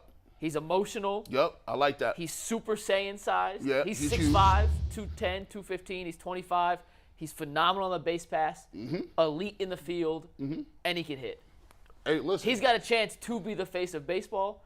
I just think it's hard to say a baseball player is the single most exciting player in sports when they get at most No. 6 or 7 opportunities to impact a game. Young. That's what I'm saying. A young player. Well, even young, it doesn't matter. At any point, Like it's hard to you know why Earl said this? Earl has fallen victim to the times. Earl loves baseball. Earl's a baseball guy now. It's June, July. Nothing else is going on. I know. So Dela Cruz right now is the hottest thing in sports because he's the only thing. Earl the one that got him a Reds fitted. Listen, if Dela Cruz is doing this and he's still the hottest name in baseball during playoff baseball, then when all other sports is kind of getting ready to go and football is going, then that's a totally different story. But I think he fell victim to where we are right now. He don't got a nickname yet. Y'all better get him one. How you not have a nickname? Nah, he is good though. He is really good. You can't be the hottest in the game without a nickname. Well, they call him Ellie the Cruz or something like that. or the Cruise Missile, right? Something like that, yeah. If y'all ain't sure of it, it don't count. Oh my God. In your soul, you know that. I tell you what, he is somebody that if you haven't watched him, you should. Yeah. You should definitely tune in and watch. But by the way, he's really good. And there's one more thing. And there's the fact that he's young. And we went to the Braves game last week, Earl, and I went to 2 of the games against that series. When Acuna came up, everyone was on the edge of the seat waiting to see what happened. But he only hits 4 times a game. Like that's the issue with having a baseball player be, quote unquote, the most exciting guy. And if he is 1 out of 3 at bats, he's a Hall of Famer. But it could be all singles. And they're like, ooh, you can't single somebody into the, like, it's just like, I get it. Like, you might go to see your favorite player, and he might not get a ball hit to him all game, and he might not even be able to, like, he'll walk 4 times. That's crazy. Now, you go to the game, and I go and see my favorite quarterback, he going to get to snap every play. If I'm going to see my favorite basketball player, he going to play 40 minutes at least. 40 minutes, you know McNuggets. So it actually be true. That's a good question, but I thoroughly won this one. So there's 2 kinds of people in the summer. There's people like Earl who get intoxicated by Ellie De La Cruz in baseball. Or there's people like me who spend 3 hours on a Saturday going back through summer league games, breaking down play-by-play of how certain rookies have developed and came into their own. It was quite the debut for one Emoni Bates, G. Yeah, I texted you. We were going back and forth. Yeah. We were going back and forth. I broke it down into 3 categories: the good, the bad, and the eh. And we'll get that in 1 sec. Before we do this, Tyvis, real quick, 15 seconds, your initial first impression of Bates through 2 games. You know, he did exactly what I thought he was going to do. I mean, he was a guy that could score. He shoots a lot of shots, I'll tell you that. He needs to – if he gets his what's the word I'm looking for? He fixes his A button. His efficiency down and I mean, he was just literally like a pickup basketball player. He was exactly what we thought he was. He got to get more team structured. I think the second game showed a little bit more to me as far as team structure is in the second game than the first. But the first game, he did exactly what I expected him to do. Shoot a lot of shots. Some went in, some didn't, but it is what it is. G, real quick, and then we'll get into the breakdown. I got first game C-. I thought he played a C-. I thought, there's a couple shots that he showed you what it was. His first shot let you know what it was. Hey, like they said, like he's a dude that when he shoot, you automatically he's gonna go in. But he missed a lot of shots, and he could have took some little sauce off of it. Yeah. Second game yesterday, a lot better. I thought a lot better played in offense. I thought he had a better overall game. Yeah, so I was in Cincinnati yesterday for the Post Malone concert. I didn't get to do a full breakdown of the second game like I did the first, but we'll do some more of this as we go along. But I went through and we got about 12 clips from the first game that I want to go. We'll show you the good, we'll show you what drives you crazy, and we'll show you what he can work on. So, Earl, we got him ready? Let's start with the first one. Now we're going to start with the first. We'll go in order. And the first was the first make of the game for Emoni Bates. His first 3-pointer that he made, and this one was special. Steve, we got all the videos. Whenever you want to pull it, we'll break it through. Watch Bates come down here, and this is why we love Emoni Bates' potential. There's just not a lot of dudes on the Cavs roster, really anyone at that size who can make shots like that. Comes down. It's not transition. The Nets have just made a shot. Gets a switch on Jalen Wilson. Sidestep through with a 6'7" defender in his face. Look like Nothing my dude on 2K. It's a 2K move, but that's what Emoni Bates can do. He's a tough shot maker. He's a tough shot taker. And when he's making shots like that, he's impossible to stop. Let's go to the next one, Steve. We'll run right through these relatively quickly. If you guys have any questions, you want me to break anything down a little more, we'll get into that. Here was one of my favorite plays from Bates the whole game. You'll see it again when he goes through. He doesn't move a ton off the ball. If you watch him, he stands still a lot. But check out this little back screen there. It makes his defender be in a help position, so when Mobley takes one dribble towards him, the defender has to step up. Watch his defender on Bates. Mobley has to step up, catch, shoot, fire.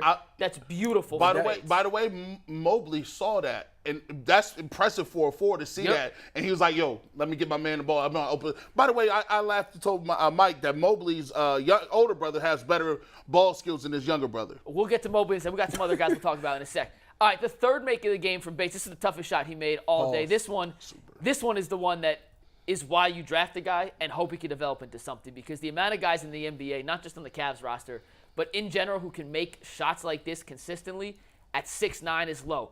Crossover, step back in the corner, in a guy's face. That's pretty good defense from the guy in the Nets. But watch this little shimmy from Bates. He's shifty, jab, cross, step, fire from 3. That's his little It's move. silky. Ooh, that is the kind of stuff that you draft Bates, his hoping move. he can do more consistently. Push. Beautiful. That's All right, he same- made one more that's 3 in this same game. Cavs. We'll get to the last one. This was in transition.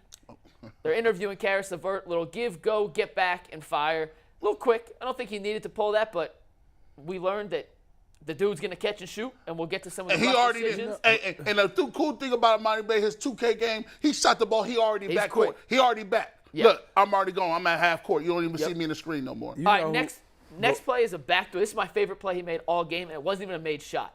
It's a backdoor cut. I said, and I stand by this, Emoni Bates, he doesn't move a lot off the ball. He's most comfortable just standing in the corner, waiting for the chance to get the ball, then going iso. But watch him here. He's in the top left of your screen, and we're going to slow it down in a sec. Jab step, backdoor, great pass from Mobley again. Him and Mobley have a nice little chemistry. Gets fouled, makes the free throws. Watch this quick jab step as Mobley takes a half dribble towards him, thinking it's a handoff, goes backdoor, forces the guy to rotate over, draws a foul. That's a really intelligent basketball play for a guy who's not known as a great cutter. It shows me he has the sense of what he needs to be doing in those situations. Who is that on the Just want to putback see a little dunk? more. What is that? Who is that on the dunk? One of them jobs. Yeah, it is not the side. It is not the side You the better jobs get out kid. the way. That wasn't the only time he had some good off-ball movement here. This next one happened in transition off a defensive rebound. Sam Merrill gets the kick out, and Merrill's another dude. Not afraid to shoot the ball. That man will catch and shoot. Merrill don't hit the rim. So Cooper gives it up to Merrill here. Bates does a good job spacing. He's in the corner. As soon as he sees Merrill drive, takes one step in, gets his only 2-point bucket of the game there. But that's a smart, heady play to see Merrill's coming in. Not an angle to kick it back to the corner because he dribbled with his left hand. All right, Merrill, you're going to drive. I'm coming with you. Open space. Find it. There you go. That's the good from Emoni Bates. He's a scorer. When he's making shots, it looks pretty. He understands spacing. It's some of the other stuff that we got to figure out when to get to. Now let's get to this off-the-ball defense. Well, no defense. This is all in the offense. This next play is the epitome of why teams are a little hesitant on Emoni Bates. We'll play the full clip here. The Nets make a shot. It's third quarter, 22 seconds on the shot clock. He gets the inbounds pass and says, I'm going to go 1-on-5. Gets stuffed, and then guess what? They go down. They miss the shot. He gets a rebound. Bates never went past the foul line on the other end. Going 1-on-5 off an inbounds, you can't really do that. Like you can, if it doesn't work, you got to get back. And as a teammate, that's the kind of stuff that drives you crazy. And you see he learned something right there. See, the refs know when it's a good shot and a bad shot too. They're not going to bail you out. They didn't bail him out. They're not going to bail you out. He got hit with the body on the contact underneath the shot. But the refs was like, nah, we're not going to set you up for failure because in the league, we're not going to call that, especially if you're a rookie. You don't get the benefit of the doubt in those situations. And listen, I'm not saying he has to come down. He's not a point guard. I don't need you to totally set the offense. But the craziest stat from the first game, Emoni Bates, and I went back and I tracked this twice to make sure it's right. He touched the ball 33 times in the game. He took 19 shots and passed the ball 13 times. 32 touches, excuse me. I said 33. No other player in the Cavs had more shots than touches. And you should never play in a game where you have more shots than touches. That is almost unfathomable to do. Seriously. And the sisters coach Garrity, like if you go back and watch this next game, he had a couple of nice backdoor passes. He had a couple of nice little passes. And one thing, like I said when you sent me that clip, I would have liked to see him rotate the ball a few more times. Just kick it, and then get it back. And then sometimes, because sometimes when you kick it and you relocate, you get a better opportunity. And we saw in second game. We already know that's the thing that he has to figure out. It's the structure part of it. He got to understand that. And here's what I love to see in game 2, and I don't have a breakdown. He threw 13 passes in the first half of game 2 by itself. Yeah. So they clearly said, Emoni, your A button, we got to put a little grease on that Xbox controller. You got to figure out how to kick. He threw 4 passes on the first possession of game 2. Yep. He threw 13 the whole game. Got to pass the ball a little more. And it just going 1-on-5, the success rate of that is so low for anybody. LeBron did it. For any. It's not impossible. But let's be honest. Emoni's not LeBron. He's not like Giannis do it. And by the And way, once again, Emoni's not Giannis. when you also one knock on him, as you can see, and the problem with going one versus 5 is when you show some of his good clips. When we relocated Sam Merrill, found him. He went to the basket. He got a layup. Yep. He's not an explosive athlete. No, he's not. So like most 6'9" guys, if you give them 2 dribbles and that step, they're going off 2 feet, and you about to be in the rim. Yeah. Like, no, he's Right. not that type of guy. He does not finish. He's not an elite finisher under the basket when contact. No. So those are the reasons why the best parts of his game look really good, because he knows, hey, I ain't going to rack. I'm not going to do that. But he did hit his free throws. But yeah, he definitely has some stuff. He gotta hit the weight room, man. Well, he's gonna get there. We got a couple more. We still got some more bad, and we got the end. It's just a continuation of decisions. We'll get to that. The second one though was also a transition take. He gets credited for a steal here. I'm not sure how much he did to create that steal. He got a 4-on-3 with numbers. Oh, right behind him was wide open. That's what I don't like. That's Luke Travers behind him. Is it a bad take? It's not a terrible shot, but it's not the best basketball play. Stop, turn around, you got a guy open in the corner. And you got a guy behind you. You got 2 guys open for 3 as opposed to taking a running scoop shot. Once again, it's not a terrible shot. I don't hate the shot, but it's not the right basketball play. And when you're a guy who has the reputation that he has as I don't pass, like I said, 19 shots, 13 passes in game 1, and the box score says 18, he got fouled. That's the 19th. I don't love that layup attempt. That's what I said. I don't hate it. I don't like it. It's not good, but there were better basketball plays. I would have liked to see that was a great opportunity for a secondary transition. There you go. A trailer he had a three, trailer. He could have hit. He could have wide open. What he got to realize is that teams are. How many more summer league games is left? They play tonight. They play tonight, and it depends because they go playoffs. What he need to realize is that these teams are doing their scouting reports, and they understand that he is pretty much essentially the guy offensively. So he need to take that and utilize that against him. He should spend time trying to drive to the lane and stop and then turn around and kick it. Like, because he going to drive. Everybody's going to key in to him when he got the ball. So what he really need to realize is that he need to think like how LeBron think. Like, everybody knows I can score, but what they don't know is I'm going to kill them on the pass. And this game, I'm going to spend this game just diming people up. I'm going to get to the hole, get somebody else open and turn around and give it to them. And with some of these mistakes and some of this, I'll say selfish play, but it's not necessarily in totality. In the Summer League, it's fine. But you can't do that when you have Donovan Mitchell, Darius Garland, and some other guys on the court. Because if you play like that with them on the court, you're not going to be on the court. Or unless, look, I'm not. And you come off the bench, listen, Karras is coming off. He already hot. Like, I'm already feeling myself. Yeah. Like, a little bit. But you know what? The good thing about that is, that's the thing, finding your pecking order. Yep. One thing I do like is I like that. At least I know if it's Madison Square Garden, the lights ain't going to be too bright. I'm ready to shoot. That's what I like. That's what I like. I'm ready to come in. You know what he remind me of? And it sounds crazy, but this is just kind of who he reminds me of, like a J.R. Smith, like that type of guy. In a way. He can be that guy that comes off the bench and just become on fire, like bring you back from like down 8. He's got to figure out how to play systematically. You know who he's equivalent to in Cleveland? if he does play for the Charge this year, he will. This will be just like Bo Naylor, where he'll be killing in the Charge, and they'll be like, Emoni Bates Cavs could use him. Cavs could use you. Emoni Bates just scored 36. I don't know what the Cavs are doing. He's on a two-way. So he's going to play for the Charge, and he's going to get a chance with the Cavs. That's what two-way is. We got 2 more on the bad category to break down. This one, just a little bit heady. Watch this drive from Bates here. It ends up being a turnover. I just don't know where he's trying to go here. And this is Bates. There's 15 seconds on the shot clock. It's down to 8 here.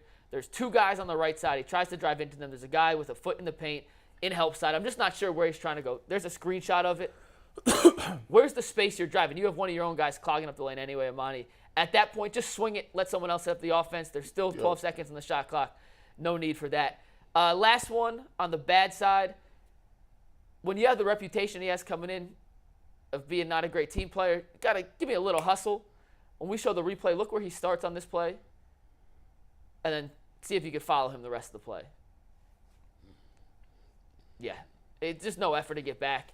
This was one play. I don't mean to pick on him, but those are the little things that if you want to make the Cavs roster, you can't be the fifth player in the court walking back down the court on a turnover. That just doesn't pan out. But in the second game, I thought he attacked more. I thought he was better in a lot of these next opportunities we're going to see in the E category. And most importantly, he hustled his ass off. In the second game, there was no lack of hustle. The E category, Steve, you can run through all four of these. It's just shot selection. Quick releases. He touched this the very first time he touched the ball in the game. He ready. 0.3 seconds before the shot went up. Is it a bad shot? It's actually not a bad shot. Not a bad shot. But if you look at it, help side wasn't really even under the No, basket. what he should have done. I'm about to say he should have pump fake and went to the left. Oh my once again, God, not a bad shot. I'm not. It's just in and it's out. a little rough. Yeah, It's eh. But that's what I'm saying. He should know now. He knows because Pump everybody fake. know he's gonna shoot. So he Pump should fake, one add it to dribble, his game. attack. Go to the left, and the dime actually gonna be right And you ready? there. We'll see that in the next one. Steve, let's take rush shot number 2 here. This is the very next offensive possession for the Cavs, or the next time he touched the ball. So this is his second touch of the game. Decent defense right there on Jalen Wilson. I thought it was too. Here comes Sharif Cooper, brings it up, little bit of space. Oh, he gone with it. That boy mind made He up. has now touched the ball twice in the game. His He's held the mind ball for made up, 0.7 G. seconds in totality, G. and he took 2 shots. Once again, is it a bad shot? It's not a bad. It's not a bad shot. It's a halfway open transition 3. But with 19 seconds on the shot clock, I don't think you need that shot And yet. Channing said the same. Channing Frye was like, well, I can't knock the shot, but hey, boy. go ahead and swing that one time. That boy You know what I'm catch saying? and shoot on hard. Let's go to clip 3, Steve. Once again, 19 shots, 13 passes in a game. That's really hard to do. This one, another good look. It's a decently open shot. Defender halfway in his face. I didn't like that one. Halfway in his face. I don't like that one. But once again, you don't need that shot right there. You don't need that. Just a little bit rushed. I don't hate it. He trigger happy. Oh, we knew that going in. But I'm just pointing out. This is game 1, right? This is all game. I didn't get a chance to that's break down. why. Yeah, That's what I'm saying. I didn't get a chance that's to break what down this game 2. And is. then the last one, Steve, this was in the second half. Just another. This was right after he went 1-on-5, by the way. This is the next possession after 1-on-5. It's an open look. I'm not mad at that one. It's an open look. That's I just open don't know look. if I love the immediate pull after you go 1-on-5, get blocked, and don't get back on defense. That is immediately you touch it next. That's the shooter. I think shooters be like this. Shooter shoot. Yes. If you open, that overrides everything. Yes. Like that overrides whether it's cloudy outside, whether you're hungry. All you know is it's a green. Listen. Like, I'm pulling up with that. And I like the fact that he's not scared to shoot. He's not scared to miss. You need guys with that irrational confidence. I didn't get a chance to go through and break down game 2, but can I read you my notes real quick? Yeah. I didn't get a chance to go highlights, but first possession, 3 passes. Double thumbs up. He was way more patient. 3 times I counted he attacked closeout, and in the first quarter, he attacked, did a little hezzy dribble left, led to a right-handed finger roll on the baseline. I think you guys the Cavs tweeted out. That's a great play. In the second quarter, he attacked another closeout for a mid-range jumper, missed the look, great shot. But it was a good shot. I wrote down he missed a lot of open looks, but took much better shots. He even caught an alley-oop in transition. I saw that I too. saw man. that. I saw that. He caught it two-hand. It's cool. It showed off his lack of athleticism. He was barely above the rim at 6'9", but I'll take it. We got an and 1. Hey, they got a thing called plyometrics. Yep. Get on something. I liked a couple off-ball cuts, and I said he rushed a few shots, but you're going to have to live with that. That's the Emoni Bates. You're never going to get him to be a full-system player, but if he can find a couple minutes within the 25, 26 minute he plays to be a little more efficient, play within the system, he could be a player. He wanted could them be a player. guys. He's like J.R. Smith. If he feeling it, he'd go for 30 points easily. But when he not, it's just terrible basketball and a lot of stuff. But he could be a nice 6-man one day. He just gotta understand when he gotta find the balance of being that when I'm hot, take those shots. Nobody gonna say nothing to you. But when I'm not hot and I'm just in the game, I got to play structured basketball, do the right thing. Thing that really stood out to me, like in the first 2 games, though, for real, was like, as I'm watching Emoni Bates play, man, Isaiah Mobley done got better. Like, Isaiah Mobley, like, you could tell, like, he's been in the gym. You could tell he's played a year in the G League because he's getting to his spots where he want to get to. His ball handling is better. I've seen him take 2-3 dribbles off the left. He even made some nice basketball plays where it's just like he's dribbling to kind of set up the back door. He's doing a lot of different things. He's stuffing the stat sheet. I saw him get a dunk the other game. He tried to end a guy's life. He got fouled. He tried to end a dude's life with a poster. And he could shoot. Like I said, I text Mike. I said, let me find out Isaiah Mobley can handle the ball better than Evan. Because he really is comfortable. He get it, pull it up. He's almost initiating offense, like, to be truthful, so like a little bit. At USC, Isaiah was the big that actually initiated the offense. And he played 3 years in college doing that as opposed to Evan, who was the lob threat with Isaiah. So that's a position that Evan never even truly played in college, that the Cavs are kind of asking him to learn on the fly. This is what Isaiah had done in college, which is why I think he looks way more comfortable. Earl, I know we got a quote on Kobe Altman on Emoni Bates. Yeah, before we move on to talking about the rest of the Cavaliers and what they did in Summer League, we spent a lot of time last week, the week before that, talking about Emoni Bates. And Chris Fedor wrote an article after the first game. Kobe Altman was in attendance. He joined the media. And I thought this quote kind of summed up a lot of what we talked about. He says, we go pretty deep in terms of our background and understood some of the challenges there, but really excited about the upside of a 19-year-old 6'9" shooter. And having conversations with him, the last couple of years have been really hard on him, and having that amount of expectations and pressure is hard on anybody. I think our job is just to alleviate that. Take that off the table. There's no expectations here. Don't have to come in here and shock the world. Really learn from this group and have fun again. If he blossoms into a rotational player down the road that can really help us space the floor and shoot, which I think is one of his best traits, that'd be great. But no expectations for him. Certainly have patience and let him grow. I thought that summed up everything. It sounds like Kobe's been watching our show. It sounds like Kobe's been dial tapping my phone. We've been watching and trying to get exactly what we've been saying. Yeah. We'll go one more thing on Bates, and we'll go back to the other guys. But like, you watch those first 2 games, you see a guy with potential. Yeah. But a guy who may not be ready to contribute immediately. Like, I think at the end of the day, he has some NBA-ready moves, but as an overall finished product, he's going to play this year in Canton a lot more than he will in Cleveland. Hey, man. Or, I guess, with the Charge and the Cavs. See, here's what's going to happen.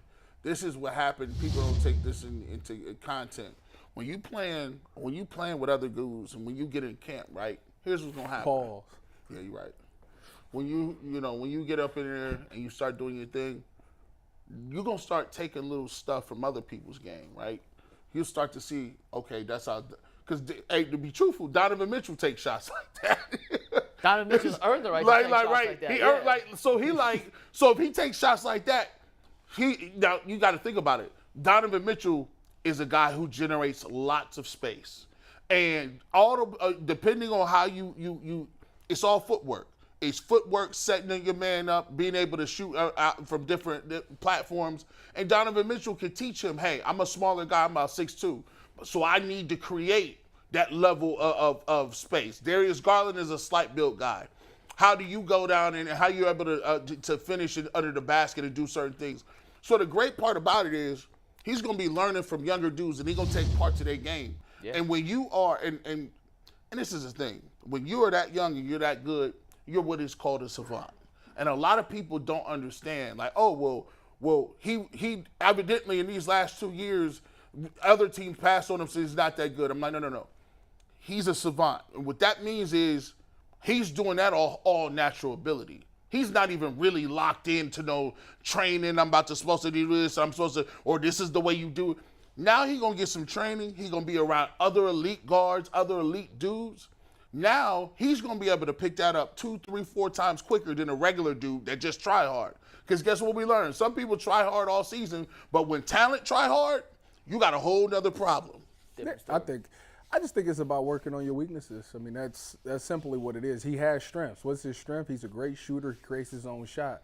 But I think his weaknesses is that he got to be able to see the full court, and he got to make better decisions when he has the ball in his hands. He has to understand that these teams are going to take away what he does best, and he has to have something else in his bag to be able to thrive in the NBA. And I think that's the part of his game that he's missing.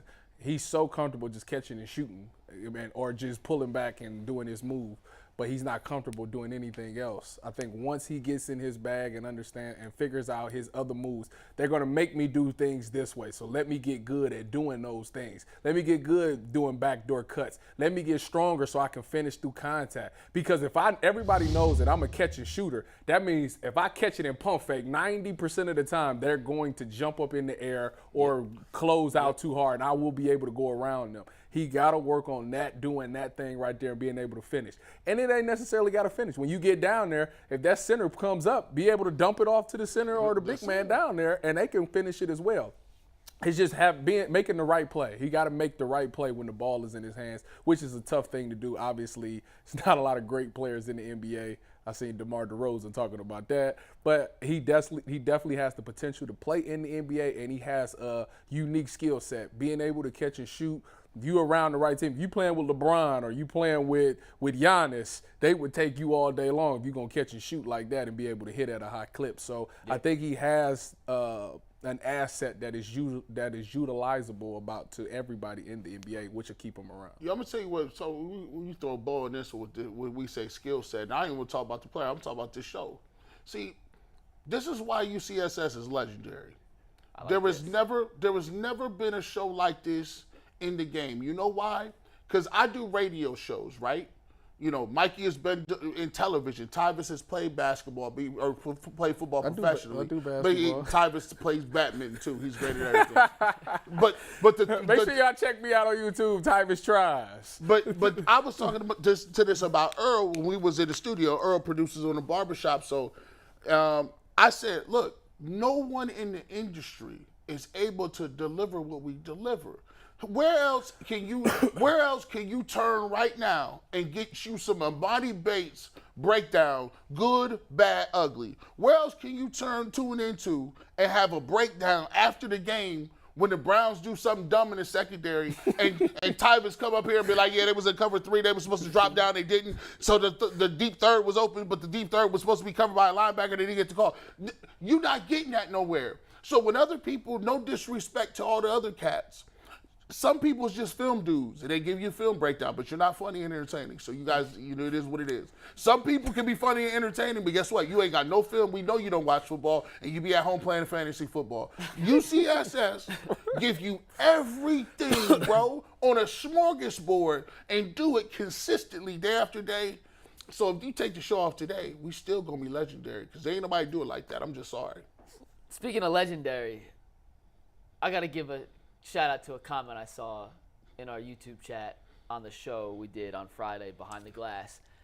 So we talked about Luke Travers, who I'll talk about in a sec. He's played very well. Did you guys see this comment? Earl, do you know what I'm talking about?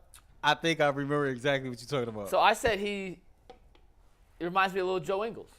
Little playmaker at the 3. And someone commented and goes, McNuggets, hell no. He's Scottie Pippen. He's light Manu Ginobili. Excuse me. What? If he was Scottie Pippen or like Manu Ginobili, this dude would be not only in the NBA today, he'd be starting on the Cavs. That's exactly what they need at the 3, right? Man, that's Scottie Pippen. Scottie Pippen. You talk about Scottie Pippen's one of the most athletic players in the history of the NBA. He could cover anybody. And Manu Ginobili was one of the shiftiest, slipperiest, he started the Euro step, creative offensive players. Now listen, I like Luke Travers, and I thought of all the guys in the Summer League, I've been most impressed with Luke Travers through 2 games than anyone else. He's plus 46 in 2 games.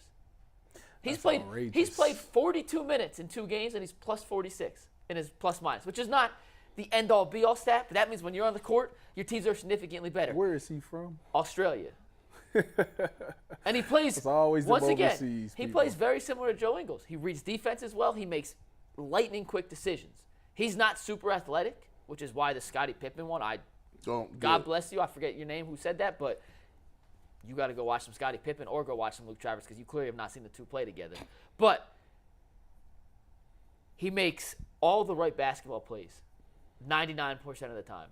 And to have a guy like that, whether he comes this year or next year, he's got a 3-year contract in the NBL in Australia, but an out to come to Cleveland if they call him up to the NBA at any point. So whenever the Cavs decide he's ready for the NBA, he's a 6'7", pretty good spot-up shooter, makes lightning-quick decisions, and he doesn't care about scoring.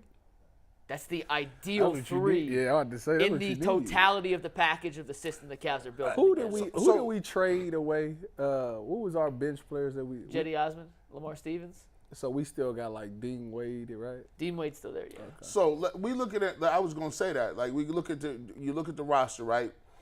I refuse to say core four. I don't like the marketing in that. I don't like that. I don't like it either. I don't either. It's not a good enough core four to be at a all. real core At four. all. You talking about Jared Allen? Jared Allen, Evan Mobley, Darius, and Donovan.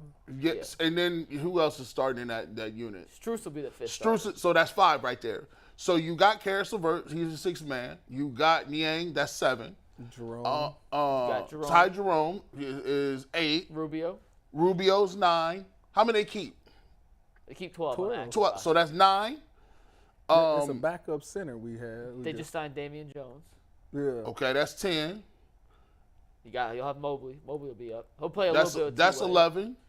And then you got that last spot, and that's why, if it is Bates, it's sometimes if it's Merrill, it's Sam Merrill. They got so many guys on 2-way contracts now that they're going to be rotating. I like Merrill. He can shoot. You know, Merrill averaged 2 things. You know, Merrill was the #1 overall pick in the G League draft last year. That's crazy. Like the number one. He averaged 23 points in the G League last year. That's crazy. Really? Now I had no idea. There's no defense played in the G League. So when you see dudes putting up big numbers, and this is not. If that's the case, Emoni Bates gonna go for 50. Emoni Bates should average 20 points a game in the G League. All these dudes I think the final scores, the average score is like 140 to 137. Is like the typical. What? They play no defense. Literally no defense at all. It's like the summer league. But it gets guys good experience. And that's I tell you what, I'm gonna go to a charge game. They're a lot of fun. Sure, I'm gonna go for sure. And here's the thing too, like the reason it helps guys in the NBA because it's like this, like if I'm getting a bunch of shots up. Yeah. That means like the shot don't change. Like the rim ain't getting no bigger. Like I'm getting my shots up. I'm doing what I need to do. So I think I will say this: how much of Emoni Bates will be?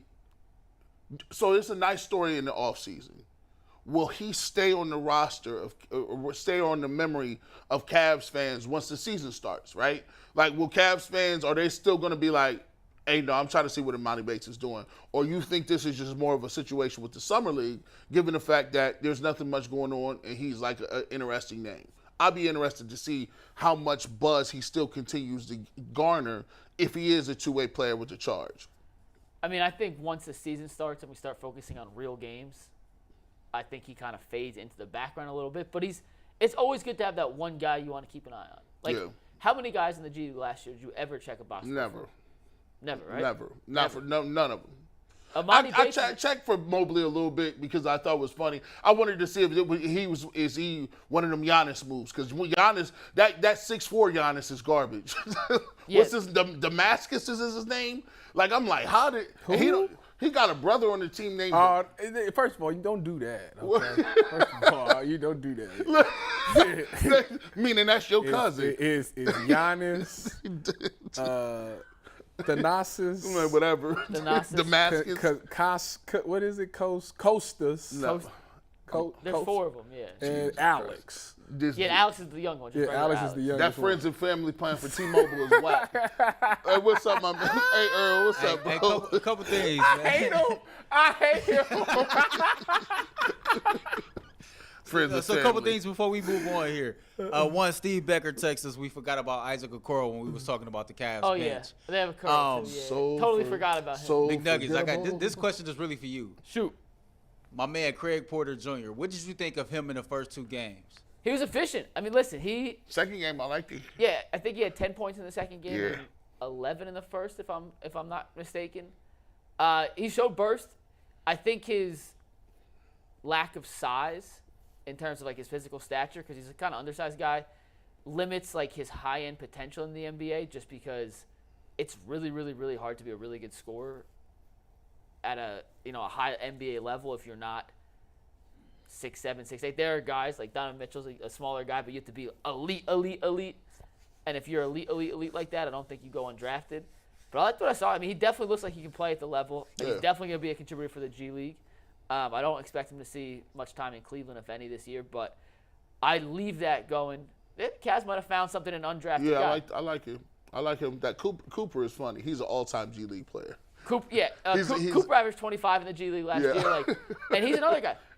And here's why the NBA is so talented. Cooper is an NBA guard. Yeah. There's just guys that are in the NBA are just better. And you watch Cooper play, and he's got NBA moves. He can shoot it. He don't like to pass either. The Cavs got a bunch of guys on that Summer League roster who don't like to pass, which is just a kind of fun team construction. What's up? All right, before we move on to our final segment of the day, one more time, just to remind you that the 12 o'clock hour here at the Ultimate Cleveland Sports Show is brought to you by Call It Companies Championship. See your favorite golf legends playing the Call It Companies Championship July 12th through the 16th at the famous Firestone Country Club in Akron. It's a fun, family-friendly event all week long featuring new fan-zone experience, free attendance for kids, and concerts every night. There's something there for everyone. Learn more at callitgolf.com. So when we put the rundown together, I'm not really of the behind-the-glass production crew. I'm not really the game guy. I don't really put too many games in when it comes to creating the rundown, but I was trying to be creative because, as Tyvus alluded to, we're in the middle of the summer. We're all stretching for content right now. We all know what we're waiting on. So we're going to play Keep Cut Trade, but it's going to be a very different version of it. Let's do it. All right, let's take the first one, Steve.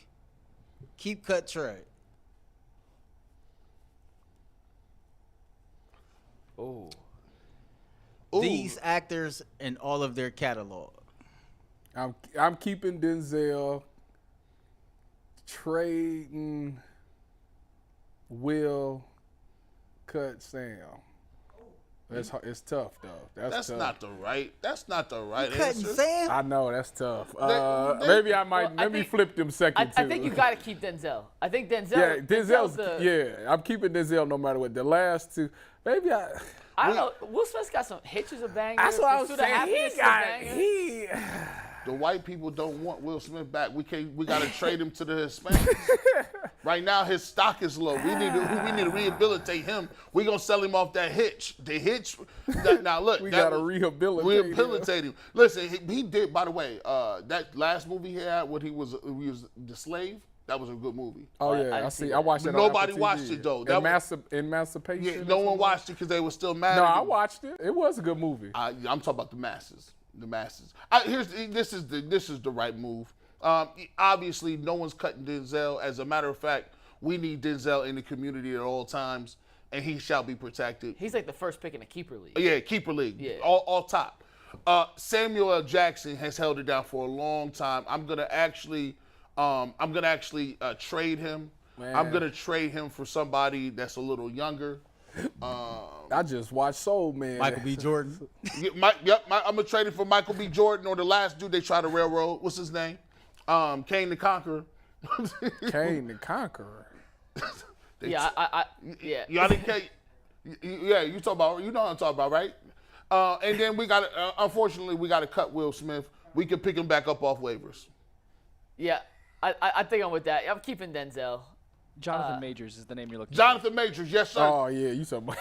They try to look there, see. What's the next one? All right, the next one we're going to is a TV series. Okay. Keep Cut Trade. The anticipation. I'm scared. Me too. The Sopranos. Oh, The Wire getting kept over. The Wire. I'm gonna tell you that. Right Game now. of Thrones. Come on, man. This is tough. The Wire getting kept. No, it ain't. The Wire getting kept. I never watched Game of Thrones, so I could cut that easily and trade The Sopranos. I'm keeping Game of Thrones. Even though the ending sucked, and the ending was horrendous, that was my favorite show of all time. I spent more hours and more Sunday nights watching that with my friends than anything else I've ever watched besides football. I can't do anything. I haven't. Don't say it. Don't you say it. Don't you do it. I haven't seen The Wire. No, I've seen it. The Sopranos was filmed back in my parts of Jersey. I don't want to cut any of them. I'm cutting the wire. I'm keeping the Sopranos. You Sorry. what? You said you're doing what? You doing what? It's tough. Listen. Oh my God. I think you get more back for the Sopranos. Last week it was loving basketball. This week it's the wire. He out of pocket, man. Like, hey, listen. Hey, what are you cutting? There's no easy choice Yeah, here. there is. There's a You simple. talking about him? I already said No, I mine. know. There's no easy Listen, choice. So if you want to, here's how this goes down.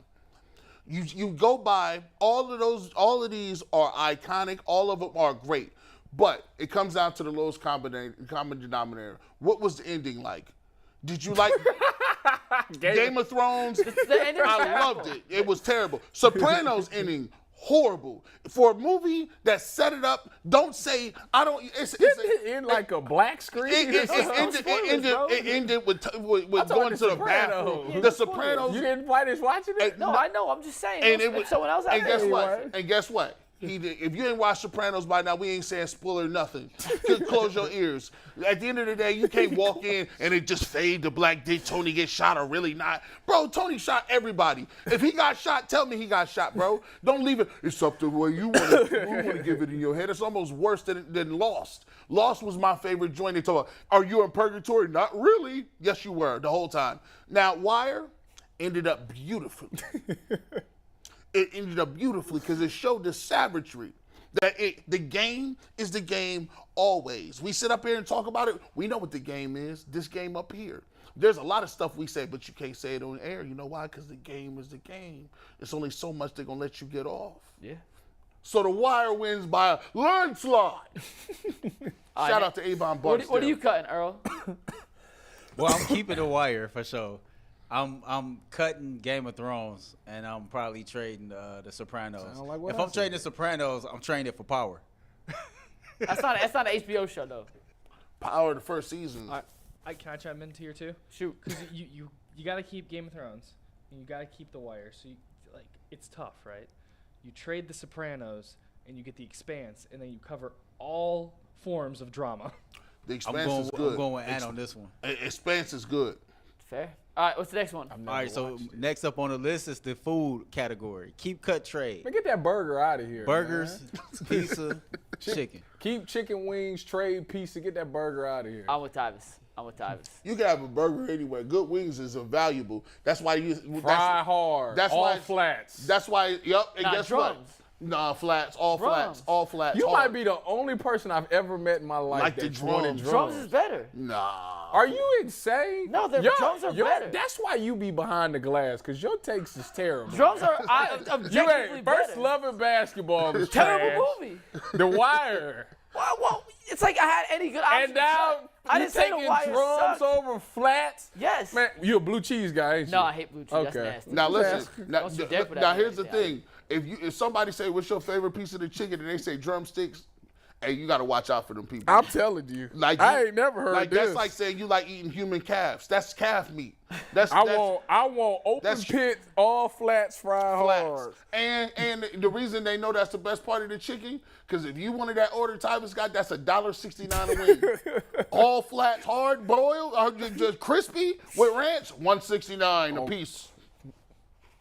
I love all three, but burger's gone. Yeah, burger gotta go. It's gone. You get a burger anywhere. Burgers are getting cut immediately. Yeah. It's hard to trade pizza as an Italian, but I can't give up on chicken nuggets and chicken wings. I'm definitely keeping chicken. Wings that are a good wing is like the best food in the world. Ever. Like Yeah, it is. undefeated. Yeah. I think we all agree my on that. first final take was like I need to know the best chicken wing spots in Cleveland. If you I got some Did good you get an reps. answer? My favorite is Good Company in Edgewater, but they're not extra. Never had that. It's a new Me joint. either. It's so good. So Good company in wings, Edgewood. you know, wings take, like, if you take shots, there's a shot list. There's the first shot you take and it burns. Then the second shot that you take, you're like, Then the third shot you take is like, am I going to get sick? If you push through the third shot, get to the fourth one, you're feeling good. The fifth shot is like, oh yeah, I'm loose. I'm ready to go. I'm telling stories. The sixth shot, you're like, okay, I might throw up again. Now, when in between the fifth and the sixth shot, wings taste like golden treasure. Like at that point, you are in euphoria. You're drunk. The best place your to get eyes wings. is tight, and you eat wings. Best place to get wings. Strip club. But Yes, while we are, Steve, let me say this while we talking about food because I got to tell the world so everybody knows I've been to the Crispy Chick before. You ain't been. Go down, it's about 55th. Make sure you got something with you, and make sure you go when the sun is up there. I wouldn't suggest you go there at nighttime, just saying. But anyways, I went because the food is good. So I go to the Crispy Chicken. My homeboy was like, the chicken is good, but you got to try the wrap. I get the wrap from the Crispy Chick. So I said, okay, I go risk my life again for this wrap. All right? I told him I didn't want no onions on it, but they put onions on there anyways. When I tell you I ate that wrap and I wasn't even mad. The wrap is so good that I didn't care that they messed the order up. What else is on it? It's chicken, lettuce, cheese, onions, and the sauce. Man, fire. Oh my. Listen, if y'all ain't been to the Crispy Chick, make sure you go around the times of 1 o'clock when the sun is up high. Don't worry, the police station is adjacent of it so they can get there pretty quickly if things go down. Make sure you check your rearview mirrors at all times. Order the wrap. That's crazy. Before we move on to the next one, me and Anthony decided between the 5th and the 6th shot, we eating the chicken with our eyes closed. You're right. Listen, because you be like, you be trying to look and you be like, yeah, man, dog, I'm telling you, dog, you don't even know they closed. You be like, yeah, dog, yeah, this crazy, man. Hey, we should go over to that one bar. What bar, bro? You drunk, man? We gotta get That's outta me here. after like we shot just got 3. here. G, I'm only 220. Are you a paranoid schizophrenic drinker? Because there's some people that paranoid. Hey, man, we gotta go, man. These people behind me. What you mean, bro? These is people who's ordering food, man. You gotta be quiet. You scaring cats. You seem like you one of them happy drinkers. G's definitely a happy drinker. When I drink, listen, there's only three modes. It's regular G Bush, then it's G Bush when I'm starting to get there, and then when I get to that third level, all the men disappear in the club. What you be drinking, that dark or that light? I be anything that comes. Oh my God! I'll mix them up. Now if I get water, Jameson or whatever the case may be. I can't tell you. Water is for me, and if I'm feeling good, lemonade. That's as far as I'm going. I know we got 2 more. We got 3 minutes left. Yeah, all right, get them. So the next category is athletic Man, brand. get them Pumas out of there, man. Get them Pumas out of there. I know it's Trade Adidas, keep Nike. Get them Pumas out of there. Yeah, Puma. Sorry, LaMelo. Who did that? Get them. Next. Anthony, did you have something to No, I do didn't with know that? these. This was all No, me. these were all Earl. Next. But, I did use Puma soccer cleats. They sucked. Go Adidas. See, y'all thinking of shoes. I'm thinking of the entire Next. athletic, Same. whatever type. Last one. We got 2 more. Next 2 up, more. video games. Keep cut trade. Madden. I'm keeping 2K and the show. Now the show is a banger. First of all, Cut Madden has been terrible for the last 25 years. It's trash. It hasn't been. They take out stuff from the dynasty and add it back. The playbooks is garbage. you see they got the dive and throws on the game now. That's I don't know what that's cartoony. about. Bring back Game Breaker. You know what? I'm keeping 2K. I'm trading the show, and I'm getting mad. Cut Get back. out of here. Get out of here. Get back outta NCAA, here. come on back. I'm keeping 2K. I'm trading Madden. I can never really get into baseball games. You ain't never played Road to Shows. the Show. Shows. You ain't never played Road to the Show? Road to the Show it's is just too many fire. games. It's just too many games in totality, like to get through Madden everything, man. Hey, NFL, I encourage you to strip EA Sports of an exclusive title. I'm They serious. actually, they might. If Madden's not good this year, It's EA said it may be looking. It's a monopoly. Yeah. They've been cashing checks. They've been taking our money. They don't even fix the damn dynasty mode. The best football game ever was 2K6. 2K6, the best. With Terrell Owens on the cover. Man, That was the best one. That was the 2K6. best of one. all time. No, I think that was 2K5. Whatever, 2K5. whatever it was, but on PlayStation 2, Chris Berman had the draft. Yeah. They had Mel that Kiper was on there. that was the best one by far. These dudes, man. All right, and the final one to wrap up the show. Keep cut trade. The UCSS set. Adam the Bulls fantasy football championship trophy that he stole. G Bush championship belt or the C bling bling chain. The C bling bling chain can go because that's styrofoam. Bro, That could go. We keeping the panda, the people's champ. The That's belt- staying. the- We trading Bulls trophy and get that Cavs chain. that, I out don't of even here. know where that's at. The championship belt is so championship that everybody got it. Everybody's like, nah, forget that. They say people's champ, but for one day, anybody can be the people's champ. Wait, can I make an adjustment to this? Take out the Cavs chain. Let's put the national championship trophy in there. Oh, that's funny. Oh, that is weird. the national championship. That's the defensive player of the game trophy. I don't know That's why. what that I is. don't know why that ain't in front. Who put Bulls joint up here? Well, it's too tall. It's too It big, blocks, yeah. it blocks Oh, okay. shots. And All right, if well, it's that's in the certain reason. spots, like there's devil horns behind someone's head. That's the first defensive player of the game in CFP history. I would be walking around with It's that. iconic, actually. It's really walk- iconic. I And would walk around it's with so iconic that I don't even keep it at my house. How Look at about that. that? Look at that. Crazy. Nah, the championship belt has to stay.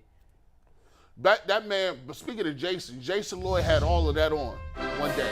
He won the belt for the first time ever. He won a draft. He won the polls. I couldn't believe it. Overtime's next. Peace. Peace. I couldn't believe it.